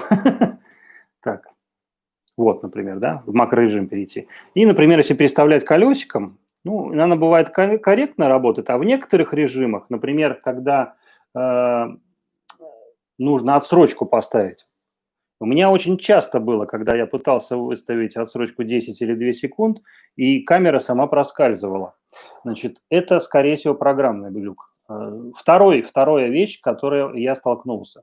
Вот в этот зазор, где крутится металлическое колесико и центральная кнопка спуска. Камера, кстати, в дзен таком дизайне, минимальном сделана, очень приятно и ничего лишнего нет. Кнопка включения и кнопка спуска. Все минимум. Так вот, сюда попадает грязь. У меня был случай, когда, я не знаю, может быть, я что-то съел, или там какая-то жидкость, может, где что-то пальцы были в чем-то таком липком. В результате я понял, что у меня начали подзаедать кнопка, но не вот эта верхняя, а кнопка меню вот эта, какая-то из этих кнопок. Я что сделал? Я просто взял, знаете, сейчас антисептики продаются со спиртом, да, но у меня есть спирт. Можно просто попрыскать туда, потом взять грушу. Я не знаю, у меня с собой она сейчас здесь нет. По-моему, она в комнате осталась. Ну и грушей потом воздухом пробиваете туда, и все. И механика, понятно, что электроника наука о контактах. Ну, программные глюки тоже есть. Последнее, кстати, обновление, которое было, я не помню, в каком году, по-моему, год назад или 2 года назад они выпустили, даже больше, по-моему. Его надо было ставить, потому что там появилось ограничение этих метража, диапазона как бы выбора появилось, по-моему, там с названиями файлов тоже изменилось в лучшую сторону. И меню стало, на самом деле, лучше. Камера стала работать более стабильно. Поэтому, кто покупает где-то на вторичке, обязательно проверьте последнее программное обеспечение. Там, на самом деле, на сайте все это есть, как это ставится, ничего сложного есть. На карточку все это сбрасывается на пустую, и потом с карточки все это загружается, и все нормально. Колесико именно под кнопкой спуска, да, имеется в виду? Ну да, это оно и есть. Бывает, проскальзывает, но я обратил внимание, что как любая электроника, в отличие от механических камер, да, на морозе, как бы на влаге ведет себя уже менее стабильно. К сожалению, эта камера не герметична, это не Canon DX, это не марки, которые могут там, как Hitachi стоит там под дождем снимает. Хотя я снимал этой камерой, мне тут один подписчик написал, что вот может быть купить какой-то дождевик. Я пока не видел, хотя у нас есть вот замечательный Pixalur, который снимает, продают эти дождевики известных компаний, но я пока не видел моего размера и не видел, чтобы мне было удобно снимать, потому что вы должны понимать, что дождевик должен обеспечить вам доступ хотя бы к управлению. Здесь, если вы закроете, надо так, чтобы это все можно было еще управлять. На кнопку спуска наклеил небольшую круглую резинку, чтобы не задевать колесо.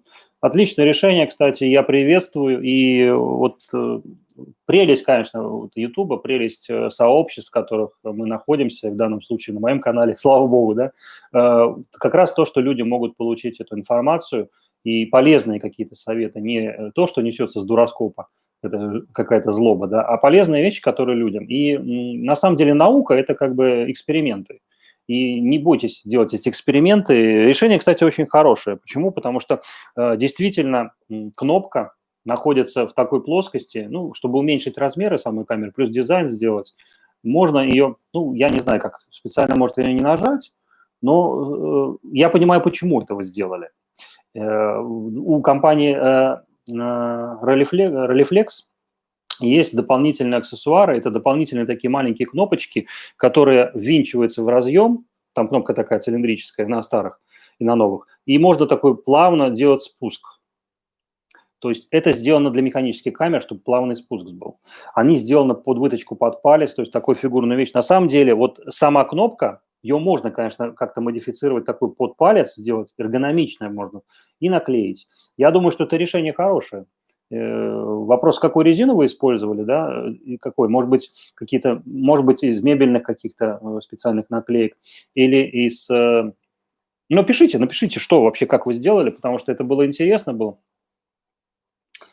Кнопочку от Fuji перенял, на 2 системы снимаю. Ну да, Fuji, кстати, хороший в черно-белом. В черно-белом, да, хорошо. Поэтому здесь нет каких-то врагов, враждебности, да, я понимаю, что боты будут писать, что там Fuji лучше Sigma там, или еще что-то, но на самом деле нет, потому что сама компания Fuji – это великая компания. То, что с ней будет сейчас, как бы меня очень сильно беспокоит, куда она перейдет и что из нее получится. Поэтому они прекрасно осознают, что у них есть огромная история, ну, то, что было Олимпуса, который неизвестно куда делся, но у Fuji есть потенциал, потому что у них есть огромная армия, плюс они, так же, как и Sigma, делали революционные шаги. Например, когда я на выставке впервые увидел вот эти Fuji аппараты, которые под старый дальномер выпустили, это делал Fuji первым. Это не Sony сделал, не Canon, не Nikon, да не даже Sigma, это Fuji сделал. И они сделали вот этот шаг в сторону лейки. То есть сделали как бы классические камеры, вернулись опять с этих непонятных всех одинаковых к чему-то осознанно человеку, которому нужно. Так же, как Leica сейчас сделала серию монохром. Там монохромная матрица. Вы это покупаете камеру, вы не можете на ней сделать цветную фотографию. Это принципиальный шаг, и это в верном направлении шаг, абсолютно. То есть кастомизация техники, я уже говорю, что направление фотографии современной будет кастомизацией. И компании, которые это поймут и начнут делать кастомизированные фотоаппараты, не просто как сменные, да, была такая тема, и есть они, камеры, которые модульная конструкция, она не пошла. Почему? Потому что компания, которая их начала делать, она не понимала, что нужно делать, кастомизировать. Не просто разного цвета вставлять задники там и менять их там с боковыми, а нужно конкретную задачу делать. Вот Leica это видела, Фудзи это тоже понимал, что механические органы управления для фотографа, который снимает как бы мозгами, думает головой, это важное дело. И нужно кастомизировать именно органы управления. Не то, чтобы я здесь, чтобы включить какой-то режим, заходил в меню. Да, я кастомизировал, у меня там, но это все равно несколько движений. Если у тебя конкретная кнопка есть, которую просто нажимаешь, она меняет изо сразу же. Не надо там никуда заходить. Просто повернул рычаг – выдержка, повернул рычаг – диафрагма. Это верное направление абсолютно. Мгм. Резинка, ножка от какого-то ненужного девайса, вроде довольно износостойка. Да, ну, слава богу, резина, каучук можно еще найти. Я сам тоже использую, у меня есть куча всяких деталей от старых фотоаппаратов, от камер, где фантастического качества винтики есть хромированные, есть латунные, есть какие-то пружины очень прочные. То есть, ну, это делалось все во времена, если говорить о советской технике, СССР, да, когда были технологии, когда не разграблены еще были заводы. И если пойти там искать какой-то современный заменитель, вы, скорее всего, ничего не найдете, потому что просто такого качества металла и стекла его просто нет, не существует. И видоискатель, который я показывал вам, да, который я для Sigma использую, лежит там на столе, все, и не подготовился. Стандартный видоискатель 85 миллиметров, который сменный, съемный, да, его можно купить чем за 500 рублей сейчас. Чрезвычайно удобная штука, если у вас есть ограничение запаса батарей, и плюс вы привыкли снимать с видоискателем. Оптический видоискатель наводите, он достаточно точно это делает. Ну, 85, а здесь эквивалент 75. Ничего страшного, он чуть меньше вам обрежет, но суть как бы куда наводить, как, что делать, вы поймете. В этом плане, вот когда я снимал «Шкальник и школьник», мое видео, да, где я снимал с нижней части на заливе, да, и мне никак туда не лечь было в эту грязь. Я говорил, что вот эта штуковина, вот этот уровень, он спасет, потому что когда вы снимаете вообще с земли, без штатива, вам быстро нужно снять. Вот у меня был там как раз момент, когда я увидел этот свет, который на заме-то есть, такой бирюзовый, ветер поднялся, и чайка вот так начала нырять. То есть я не мог позволить себе разложить, у меня штатив был с собой, не было времени этим заниматься. Мне нужно было быстро опустить камеру с этой точки и снять. И я снял это, но у меня не было с собой уровня. Уровень я бы точно сразу же вывел горизонт, потому что здесь дисплей не поворачивается, с одной стороны, это минус, то, что это более герметичная система, более надежная. Плюс. С другой стороны, это минус, то, что не повернуть. Покупать какое-то специальное есть устройство, угловые дисплеи, кстати, что вы по ним думаете? Есть американская компания, которая делает очень качественные угловые вот такие видоискатели для дисплеев. И они, это аксессуары очень интересные, на самом деле очень удобные. И кто снимает дальномерный, кто снимает зеркалом, именно не через экран, а через само зеркало, не понимает, о чем я говорю. Поэтому, да. Аккумулятор от Panasonic GH4, аккумулятор пустышка. Судя по маркировке, должна идеально подойти. Аккумуляторная пустышка, имеется в виду аккумулятор от этой модели подходит? Ну, я знаю, что Panasonic, он, в принципе, части использовал в разработке, да, то есть аккумуляторы есть, которые, маркировка идет своя, конечно, но они подходят для Sigma. Я, правда, не экспериментировал, но когда я заказывал аккумуляторы, кстати, для своей, я тоже смотрел, но у меня все-таки я решился BAT-Max, по-моему, я выбрал для питания от внешнего источника. Я понял, о чем, да. Блин, кстати, у Sigma я не помню, у него есть вот этот аксессуар? Есть он, да, они просто его опционно продают.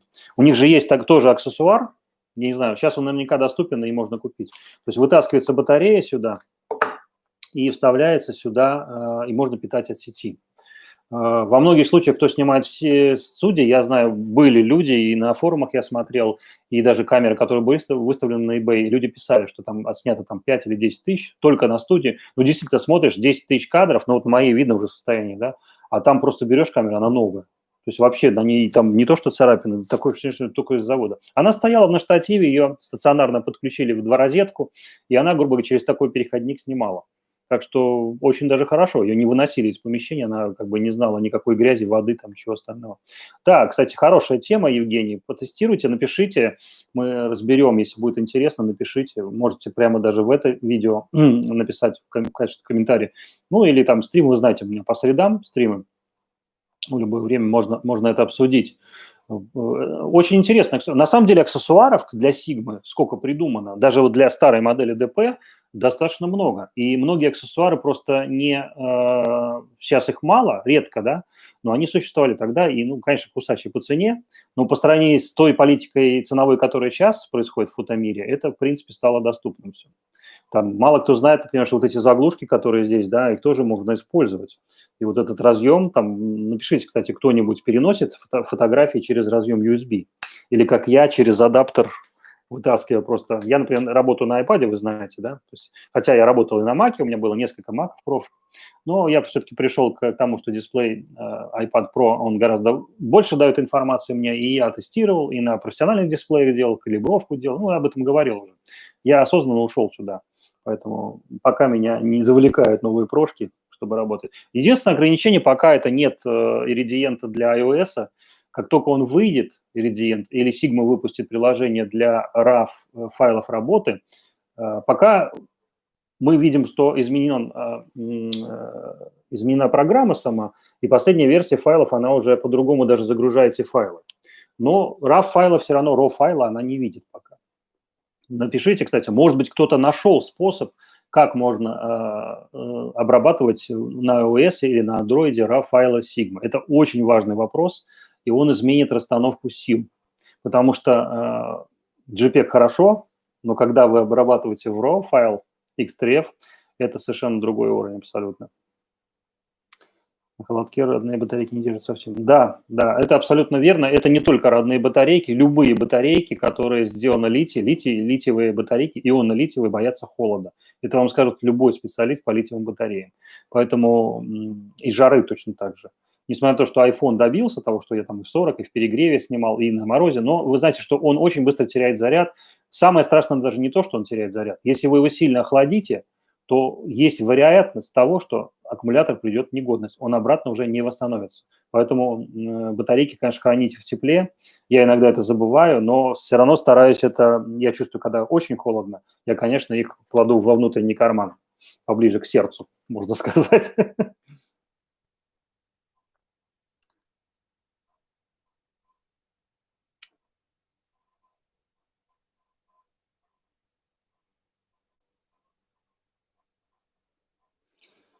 Да, не знаю даже комментировать, как это. Да.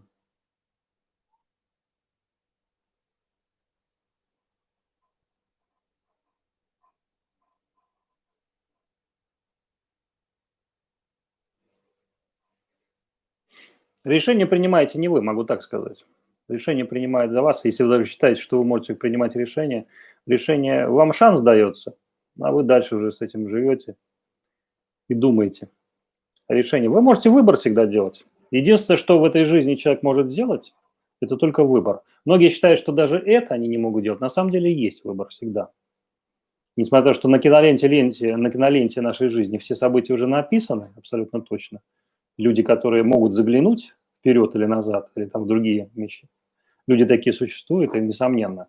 Но выбор всегда вы можете сделать. Закрыть дисплей, выключиться или перейти на другой канал. Поэтому, ну, а по поводу психиатров, психиатры очень полезные люди, если они занимаются своим делом, если они действительно лечат людей, да, и позволяют им ощутить себя легче в этом мире, да. И у нас часто бывают моменты в жизни, когда мы тоже не хотим больше участвовать в этой игре, но это на самом деле такое. Один из, кстати, смертных грехов считается.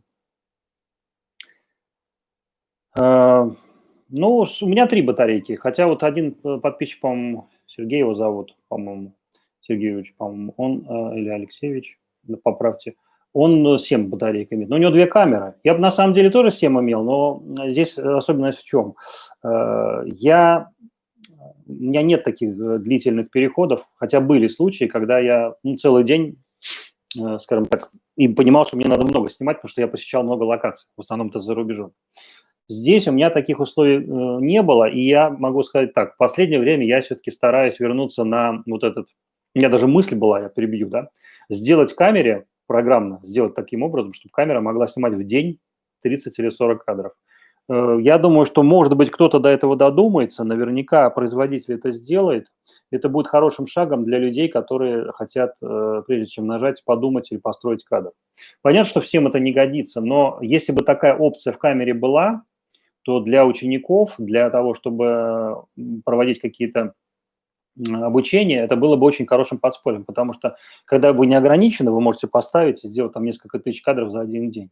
Это, на самом деле, крайне опасная тенденция, когда... У меня были такие случаи, когда я делал серийные съемки, это лошадьми, когда вот я был на Вентакапе, мне нужно было Сигмой снимать как бы, ну, вот эти соревнования, я хотел. Мне было интересно, сможет она снять как бы вот на скорости, когда вы не можете контролировать, когда через барьер идет лошадь, скорость очень большая. Поэтому вам нужно будет делать несколько кадров, чтобы поймать какое-то, выбрать мгновение. С учетом того, что даже я уже имел опыт и понимал, какое время запаздывания от нажатия до съемки, но все равно я делал. У меня там 400, 300, наверное, кадров было сделано. И я потом из них выбрал, там, не знаю, самое интересное. Но это спортивная съемка, это все-таки, наверное, FP нужно для этого. Сигмы, 100%.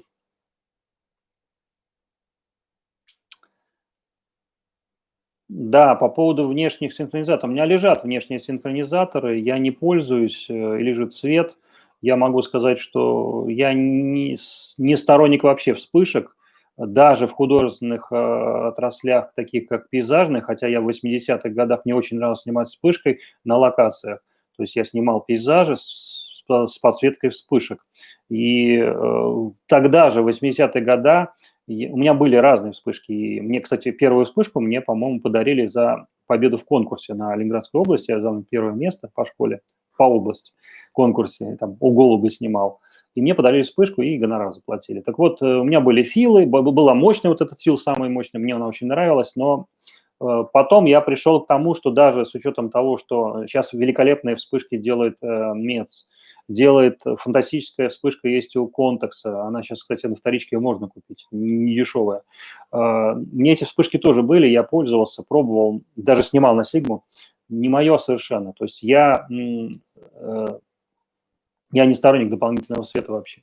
То есть у меня это внутри, это некое такой, может быть, как комплекс, не комплекс, потому что я снимал со вспышкой, много снимал, с батареями ходил, носил, и вот эта расстановка света, я тоже понимаю, о чем это речь, но она мне не интересна совершенно, абсолютно.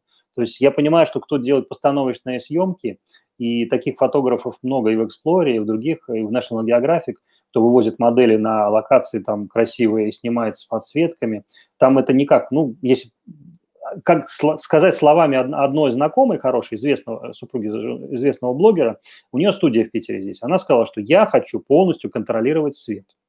То есть единственный вариант полностью контролировать свет – это или распределять свет, который вы имеете наружный, если вы снимаете в помещении, чем вы будете? Вам нужно свет самому создавать. Вот. Поэтому, ну, просто мне это неинтересно. И я знаю, что со вспышками все можно сделать хорошо, все можно сделать так, но мое понимание как бы фотографии самой по себе, да, это все-таки естественное освещение. Хотя мне очень нравится арт, я сам экспериментировал с артом, я экспериментировал и с разными типами освещения, цветные освещения, фильтры использовал, светофильтры именно для света дополнительного. Поэтому, ну, потом я понял, что все-таки программным методом все это можно сделать, но если не хватает света, или если хочет, ну, грубо говоря, мне не нравится это освещение. Мне оно не нравится, я его считаю более уплащиваемым, да, картинку саму. Хотя я прекрасно понимаю, что со вспышкой можно очень хорошие кадры сделать и решить проблему теней и все. А для меня, например, тени и свет, как бы это и составляющая Пагёте самого этого мира, да. Поэтому я не считаю, что с ними надо бороться. Нужно просто уметь из них сделать какую-то геометрию, да, получить. Но в некоторых случаях это никак не сделать, если вы снимаете там на каком-то фоне, да, у вас там что-то монтируется потом, вам эти тени надо убрать, или наоборот, вы не хотите показывать, что у вас там здесь уже какие-то морщины или еще что-то. Ну, в общем, эта тема на самом деле такая. Она, с одной стороны, техническая, с другой стороны, она, наверное, не то что религиозная, она какая-то, подскажите, какая? С Сигмой, да, я снимал со вспышкой, да. Я снимал со вспышкой. Я пробовал, и с контексовской мне понравилась, очень крутая вспышка. Мец я не ставил, но на других камерах я снял. А с Сигмой, да, работает она, ну, вам, в принципе, в помощь центральный затвор. То есть одно то, что Сигма снимает над центральным затвором, и, соответственно, насколько я помню, центральный затвор синхронизуется со всеми выдержками, поэтому, конечно, это преимущество огромное. Это не шторный затвор, где у вас там начало вспышки, там щель прошла, там или широкая, или узкая, а дальше все у вас кусок просто изображения. Центральный затвор. И почему как бы и Sigma? Потому что это центральный затвор. Есть множество фирм, которые делают хорошие камеры, ну, все хорошо, но там нет центрального затвора. Они ставят или шторные, или какие-то другие, или электронный затвор. Хотя электронные затворы современные, это VFP, совершенно фантастическая штука. Потому что камера работает с разными режимами. Может в электронном затворе работать на коротких очень выдержках, может работать с механическим затвором, комбинировать. То есть, ну, так же, как если пленки говорится Hasselblad. То есть есть задняя шторка, есть центральный затвор, то же самое Mamiya, да, центральный затвор с объективом, с интегрированным центральным затвором. Это правильный подход. То есть в этом плане я противник классической лейки, которая со шторным затвором. Мне она никогда не нравилась. Потому что, хотя я снимал Киевом, да, много лет, я приноровился к этому вертикальному металлическому затвору, но я понимаю, что ограничения при движении, при съемке быстрых объектов, и сама картинка, если попадает что-то со светом, с какими-то объектами, там артефакты образуются. Никуда не деться. Поэтому люди, которые делали центральный затвор в 19 веке, они не дураки были. Что думаете, с ним проблема была сделать какой-то плоский затвор? Это самое простое, что можно сделать, вот эти шторные затворы. Попробуйте сделать хороший. Я недавно, кстати, говорил, у Велты обнаружил объектив, у них, по-моему, 19 ламелей. То есть я когда увидел 30-е годы камеры, 19 ламелей. Наверняка есть и большее количество, да, но при этом эта камера там 6/6. То есть в этом плане, конечно, центральные затворы – это наше все. Я не знаю, показывал, нет, у меня в чемоданчике здесь, я выкупил тогда на аукционе 10 затворов Пронтер новые, Готье. И там есть, начиная от 20-х годов, 30-х годов и заканчивая 60-х годами, новые запечатанные затворы разного типа. Я их показывал как это называется, для Континоматика, очень сложнейший затвор, супер там вообще режимами. Потом ламельные затворы, так называемые серпы. Если мы фликер мой смотрели, как раз Велту я получил с таким затвором. 2 серпа, там материал похожий на что-то, какую-то бумагу, пропитанная чем-то таким, каким-то, не знаю чем даже, не знаю из-за чего. Но это не железо, это какие-то, может быть, какие-то листья каких-то растений. Я не знаю, из чего это сделали, эти затворы. Тем не менее, вот они настолько точные, и, ну, они легкие, и, соответственно, они, когда влага попадает или времени долго лежал, он уже слипся, и все, там с ним уже ничего не сделать. С D1 Meril вообще камера совершенно выдающаяся. С нее началось, с SD классической, началось вообще шествие, то, что сделал Дик Мерил, Фавион, так называемый. Это первая камера, ну, в сети вы можете найти, сейчас, конечно, уменьшается на общем фоне, но я выкладывал даже в своих роликах, если посмотрите, я рассказывал, даже фотографии прикладывал, как это произошло. Вкратце можно сказать так, то есть, ну, как бы я так мыслю, да, что была некая военная компания Phoenix, которая делала роботов, и нужно было сделать этот чип. По какой-то причине Sigma все-таки удалось это забрать на себя, и они выкупили в то время. Сейчас я думаю, что никто не продал бы эту технологию. И ограничения, и они разрабатывали этот чип. Есть фотографии стенда, где этот чип на большом объективе, где они доработали его. Там были масса проблем. Вы знаете, что это многослойная матрица, поэтому с красным цветом, светом меньше достигало. То есть программными методами, физическими методами все это совершенствовали. Но SD1 – это действительно выдающаяся камера. На момент выхода она стоила порядка $10 тысяч, насколько я помню. Это было заоблачные цены, даже по сравнению с топовыми Canon и Nikon, просто в разы больше. Ее можно сейчас купить, но вы должны понимать, что это первая камера, и все медленные вот эти работы процессора, вы все это будете иметь в виду. Поэтому с DP3, конечно, но с другой стороны, и во Flickr, в других сетях множество фотографий, потому что это камера со сменной оптикой. Вы можете на нее оставить любую оптику, какой хотите, экспериментировать. Есть, не знаю, подписчики или нет, но у меня есть во Flickr множество хороших приятелей, можно сказать, которые смотрят и снимают на SD1 Mirror и экспериментируют с разной оптикой, как советской, так и зарубежной. И там действительно можно получать интересный результат. Поэтому напишите, кстати, есть, и Виктор, кстати, тоже знает эту тему, но когда мы выбирали все-таки купить ему SD1, или все-таки 15-й, по-моему, называлась она, более поздняя камера, на самом деле она более быстрая, несмотря на то, что матрица одинаковых размеров, это все равно обрезан, это не полный кадр. Поэтому, ну, не знаю, ну, все равно вы покупайте камеру как бы Foveon, да, с APS-матрицей, но при этом со сменной оптикой. Сейчас упали очень резко ценники на Quattro, и особенно последнюю Quattro. И вот буквально там на этой неделе мне присылали ссылку. Человек продает, по-моему, с объективом арт за 70 тысяч рублей, арт SDH. Ну, это последняя камера, которая была. Поэтому с большой матрицей. Поэтому не знаю, насколько это интересно. Если, конечно, SD1 там предлагает за 10-15 тысяч, может быть, это имеет смысл. Там, ну, за небольшие деньги.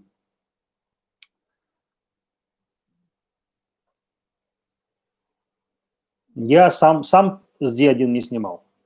Чисто технически получаем только фазовые датчики за счет зеркальной конструкции, но, разумеется, возможность смены оптики.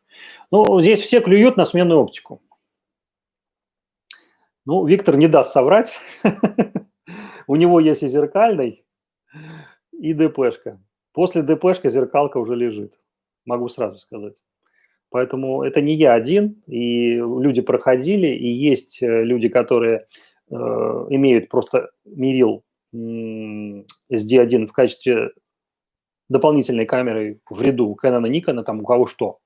Есть люди, которые, я не знаю людей, которые снимают только на SD1, и у них других камер нет. То есть вот так скажем, вот таким путем. То есть кто коснулся уже Foveon и заболел им, можно сказать, как Foveoныч, да, и он будет двигаться, скорее всего, по Foveon. Несмотря на то, что я хочу, конечно, иметь в своем парке FP, потому что это совершенно заоблачный инструмент для разных тем. Не для видео, это не основное. То, что она может как бы на съемке низких ISO 6, да, мы этот вопрос тоже разбирали, это никакой не муляж, никакая не эмуляция, это реальная чувствительность, которая реализована. Каким образом она реализована? Да, она реализована с помощью специальных загонов там в минус экспозиции, но тем не менее эта камера снимает при ISO 6. Я не знаю пока ни одной камеры в мире, которая снимает на таком ISO, я имею в виду электронных. То, что касается на высоких чувствительностях, там больше 100 тысяч, да, ну, сейчас многие камеры такие делают. Понятно, что после там обычно 20 с хорошими матрицами там есть артефакты. Но они есть, они просто у всех разные. Я видел кадры, которые сняты с Sigma этой FP-шкой, да, на чувствительности больше 60 тысяч. И могу сказать, что абсолютно реально это использовать в работе. То есть для меня инструмент – это качество инструмента и выбор инструментов любых. Вне зависимости от того, это будет инструмент технический, электронный, там, механический, только реально что с помощью него можно сделать. Все остальные, как бы, так называемые надуманные характеристики, так же как Hi-Fi, да, характеристики динамического диапазона, частотного, это абсолютные муляжи, они не имеют никакого отношения к реальности, то, что аппарат может.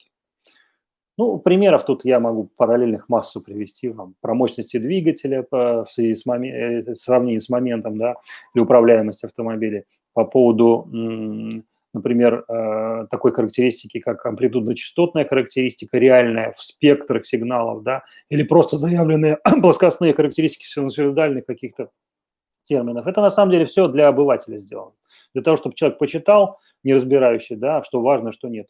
Ну, так же, как вы не найдете, скорее всего, в характеристиках аппаратуры реальное нарастание, характеристики нарастания сигнала, усиления, да, например, там не знаю, киловольт нарастание там 5 микросекунд, да, то есть это одна характеристика, а другой аппарат, который будет иметь там запредельные характеристики, но при этом скорость работы этого аппарата, ну, нарастание сигнала, да, она будет там на порядке выше. При этом это будет дорого продаваться, а на самом деле играть это никак абсолютно. Поэтому, ну, кто интересуется вообще темой Hi-Fi, как бы это отдельно могу по этому поводу говорить. Ну, я раз уже говорил, там есть какая компания в Колорадо Болдер, да, по имени как раз города, где она находится. Там же, кстати, находится лаборатория изучения Солнца. Данные со спутников, в том числе СОХа, они идут туда. Так вот, там есть люди, которые умеют делать усилители транзисторные до сих пор. В Европе таких компаний очень мало. В Америке до сих пор есть люди, которые понимают, что усилитель можно сделать в чистом классе А 1 киловатт. Да, эта штука весит 300 килограмм. У нее скорости совершенно запредельные. Но в характеристиках частотного диапазона они до сих пор указывают, как бы улыбаясь, от 20 до 20 килогерц. При этом реальная характеристика – это от дроби герц до сотен тысяч герц. Мы делали замер с Анатолием Девичинским, его усилители, там показали крайние измерения были, которые на последних модификациях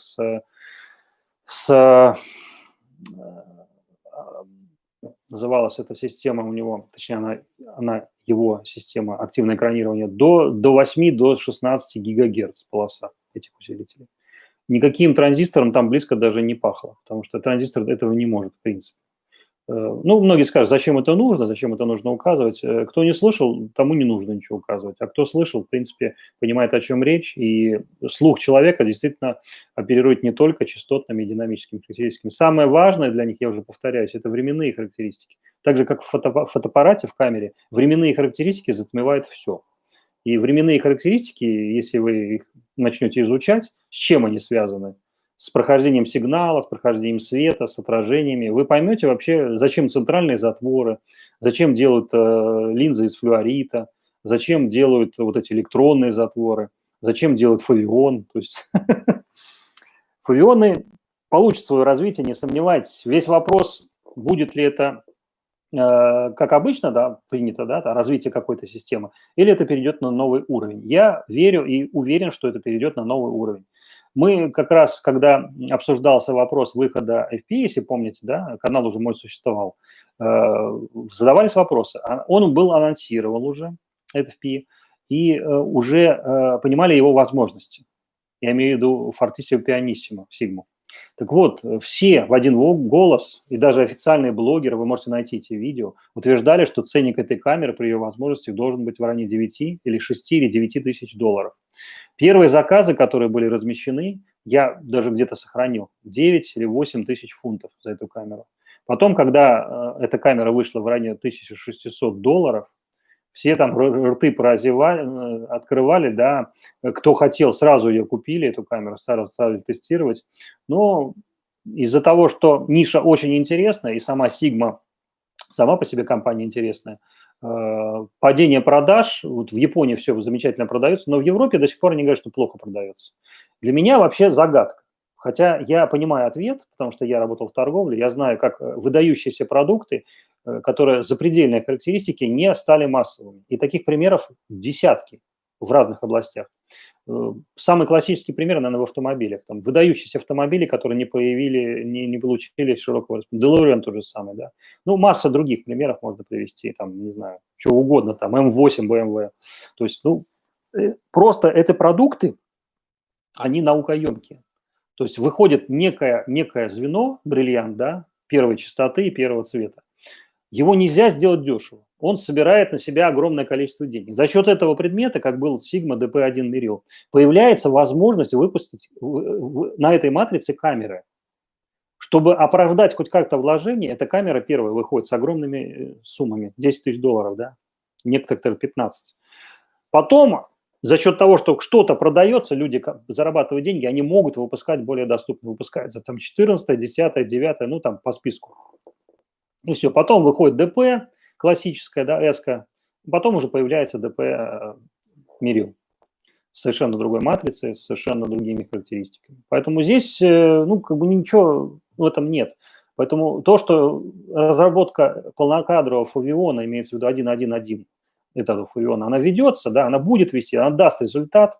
Не факт, что выйдет там 24/36 full frame, да, может выйдет средний формат 4,5 на 35, да, там, как говорится, половинка четвертинки, можно сказать. А может вообще выйдет формат там другой совершенно, 6/9, 6/9. Никто не знает, понимаете, никто вам не скажет.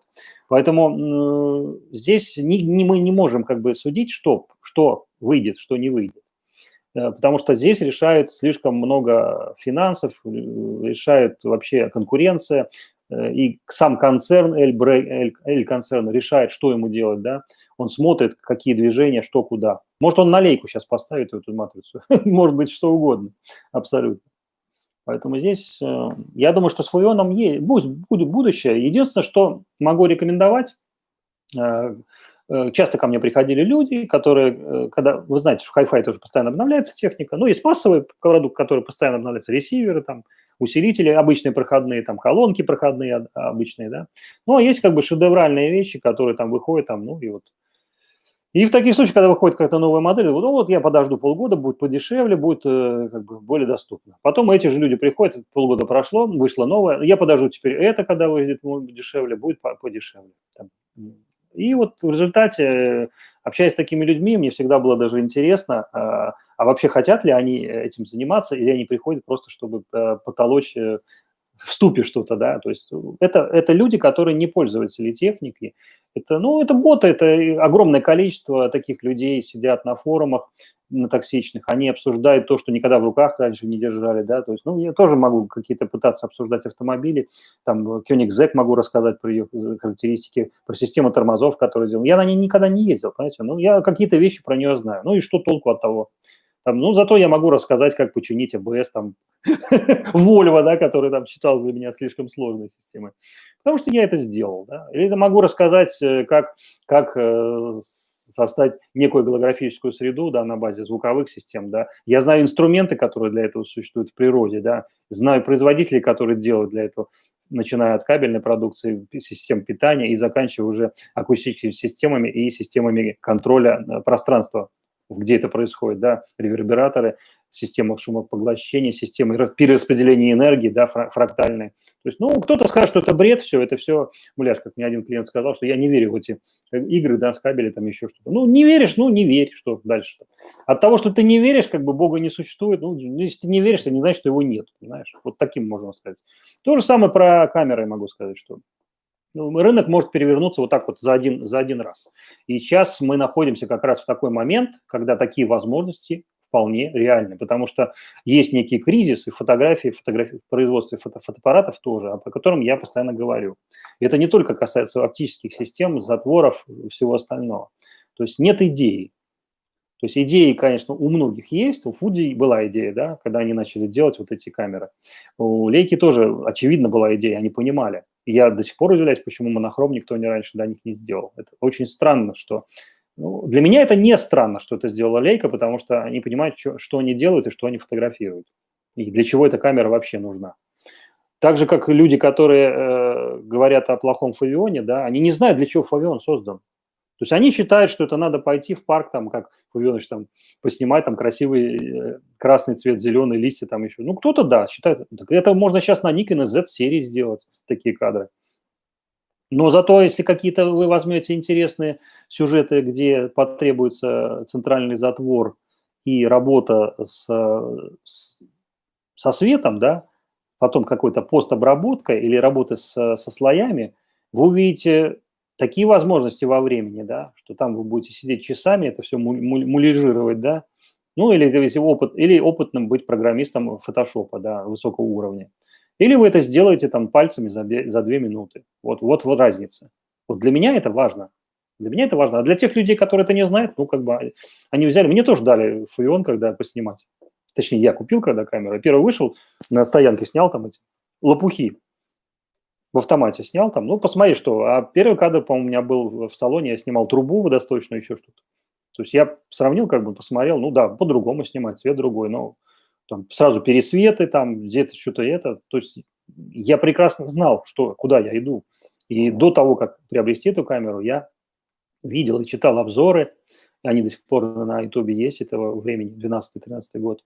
И я ждал тройку, чтобы выйти, да, и знал, что она снимает в ручном режиме, что это не автомат, что все Sony, Olympus и все, что у меня было до этого, да, это все не то совершенно. Там тоже ручные режимы, но эта камера совершенно не готова для того, чтобы снимать в автоматическом режиме. Она и не будет снимать нормально, пока вы не изучите основы какие-то. Поэтому я благодарен, что эта камера все-таки, мне не удалось ее вернуть, хотя я разочаровался очень сильно, что там действительно очень медленно все. Но вот первая поездка на остров Занте все перечеркнула, все мое мнение про современные цифровые фотоаппараты того времени, 13-14 год, и все, у меня уже никаких даже вариантов не было куда-то идти.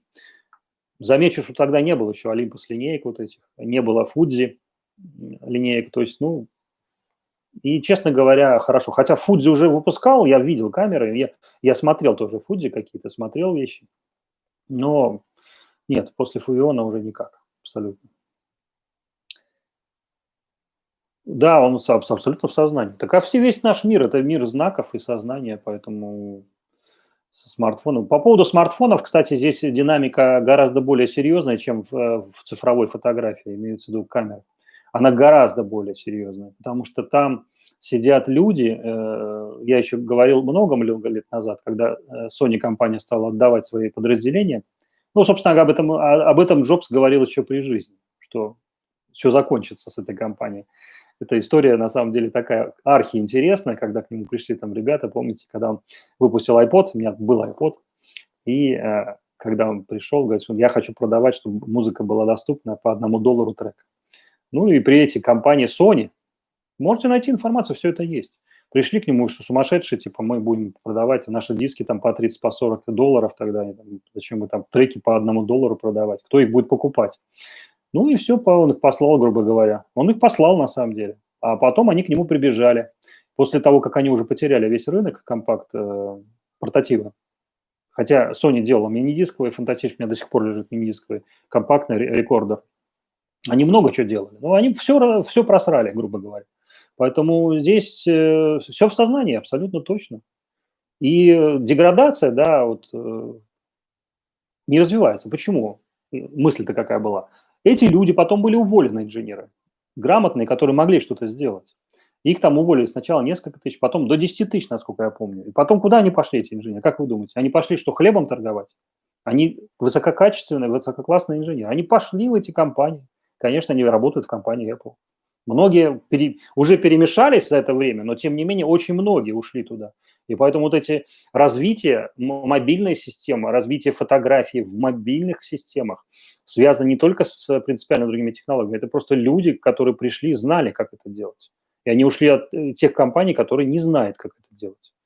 И поэтому ярким примером, несмотря на то, что я являюсь поклонником компании Sony, то, что они делали фотографии многие годы, да, и 2000-е годы, и 10-е, но то, что сейчас происходит, для меня, ну, как бы это загадка. То есть вот этот выход этой Марка, этого третьего, это просто анекдот на самом деле. Потому что я иначе это объяснить не могу.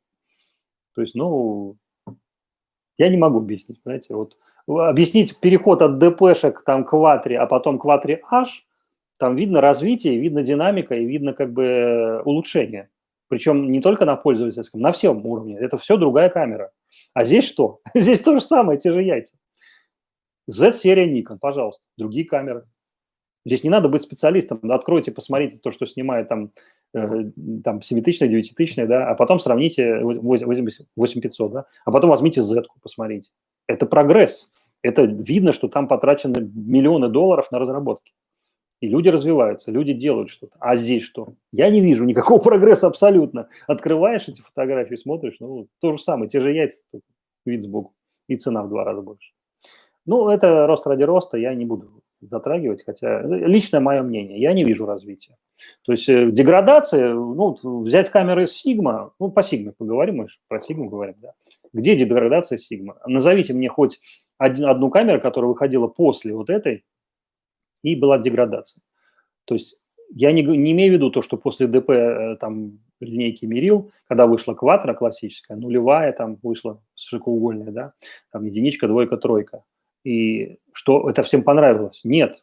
Но это был прогресс, потому что показали тот интересный, очень интересный дизайн, который больше похож на какие-то смарт какие-то телефоны. Делала же, помните, Nokia, да, такие при дополнительно Motorola объективы и превращали телефон в Motorola. Это очень интересно, это модульная конструкция.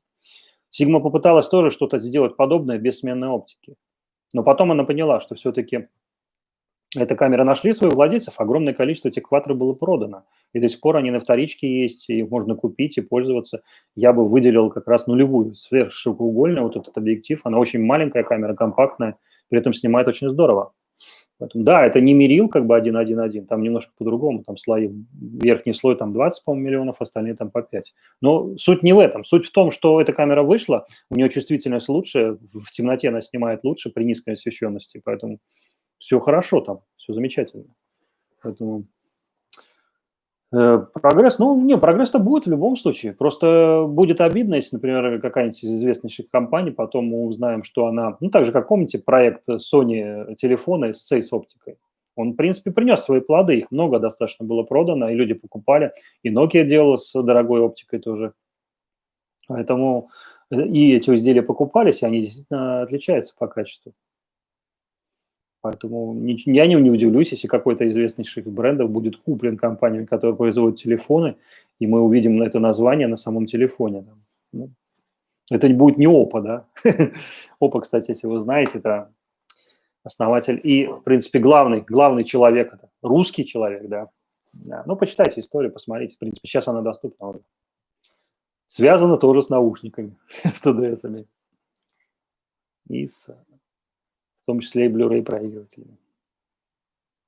В сознании, конечно, да, несомненно, потому что, ну, что, если задача стоит такова, чтобы выпустить изделие, которое, ну, как бы любой человек мог пользоваться, удобно, чтобы это было, как выпускал там Sony Walkman, те же самые, там, фотоаппараты, там, Mu Olympus, да, там, которые любой человек, там, дедушка, бабушка, ребенок мог открыть, сдвинуть, нажать кнопку, и все получилось хорошо. Почему такое не сделать? Ну, очевидно, они считают, что этот сегмент неинтересен, и он полностью заменился смартфонами. Но есть люди, которые считают иначе. Возьмите возврат, например, к Инстаксу, да, почему Фудзи стал делать эти Инстаксы, да, вот эти компактные такие мыльницы с одноразовыми. У меня есть фотографии свадебные, в том числе на полироиде сделаны, да. Это крайне интересное направление, да. И те же самые старые фотоаппараты, если бы вышли материалы, которые имеют высокую чувствительность, можно было просто закладывать бумагу и снимать такими камерами, это было бы новое. Даже некоторые очень обычные фирмы решили на этом бабло срубить. И одна из компаний, вот тут история гремела тут пару лет назад, когда они собрали краудфандингом несколько миллионов долларов, нашли, сказали, что мы эту бумагу сделали. Бумага, причем с ссылкой на то, что здесь в России это будет производство этой бумаги, типа она делается большой чувствительностью, и можно заряжать там любую камеру пленочную и снимать сразу на бумаге. Собрали кучу денег, пропали все. Так что вот, проект известный, то есть там так, очень интересно. Поэтому на этом, конечно, здесь мы подходим как раз к теме мифов. И это на самом деле тема такая отдельная, очень интересная. Я думаю, что будет она востребована. Мифы, фотографии, мифы. Ну, кому интересно, можно записать эти мифы. Я какие-то наброски делал в своих роликах, да, по этому поводу мифов, да. Можно записать не только про Фарион Мирил, а вообще мифы фотографии, да. Там, для меня, например, мифом всегда было то, что ландскейп-фотографии снимать нужно на закрытых диафрагмах, чтобы все кадры были резкие, вся полоса кадров. Я противник этого был с 80-х годов, я снимал именно так. Мне нравилось показать глубину с помощью размытия, с помощью изменения планов, да, с резкостью, да. Но есть упертые люди, в том числе и в Америке, в Европе, которые уперто считает, что landscape – это только по всему краю. То есть и гора, там, и человек, который на горе, и дерево, которое спереди, все должно быть резкое, поэтому вот оно должно быть точно так. Объясните это основателю пикториализма, да, русской школы фотографии там. Расскажите ему, он посмеется над вами. Или расскажите это мне, я тоже посмеюсь над вами. Мифов на самом деле очень много. Так же, как миф, например, что там, ну, какой пример привести? Даже подскажите сами. Мифов очень много фотографий, поэтому разрешение определяет все. Там матрицы, да, или пленки, да. Я тоже когда-то увлекался микратом. Микрат доставал специально техническую пленку, чтобы получить там эти больше 100 линий на миллиметр, чтобы увидеть, в чем там вообще, что там хорошо в этой пленке. Да. Да, обязательно, Евгений, отпишитесь. Хорошо, посмотрим. Да, через внешний пауэрбанк это архиинтересно. Почему? Потому что, как раз этого и не хватает. Если это действительно будет работать, то это новое дыхание Sigma. И мы рассмотрим в варианте, Фавёныч поможет сделать, может быть, какой-то подобный вездеход, как закрепить это все на L-брекете. Это мы сделаем 100%, чтобы это можно было удобно снимать, и удобно крепить, и удобно носить. Поэтому я думаю, что этот вопрос интересный действительно. Да, будем завершать, наверное. Всем спасибо, кто был, отметили 100 мою подписчиков. Ну, надеюсь, что 1000 будет быстрее, чем 100, которая растянулась на пару лет. Я надеюсь. Желаю вам всем удачного дня, всем всего хорошего. Пока.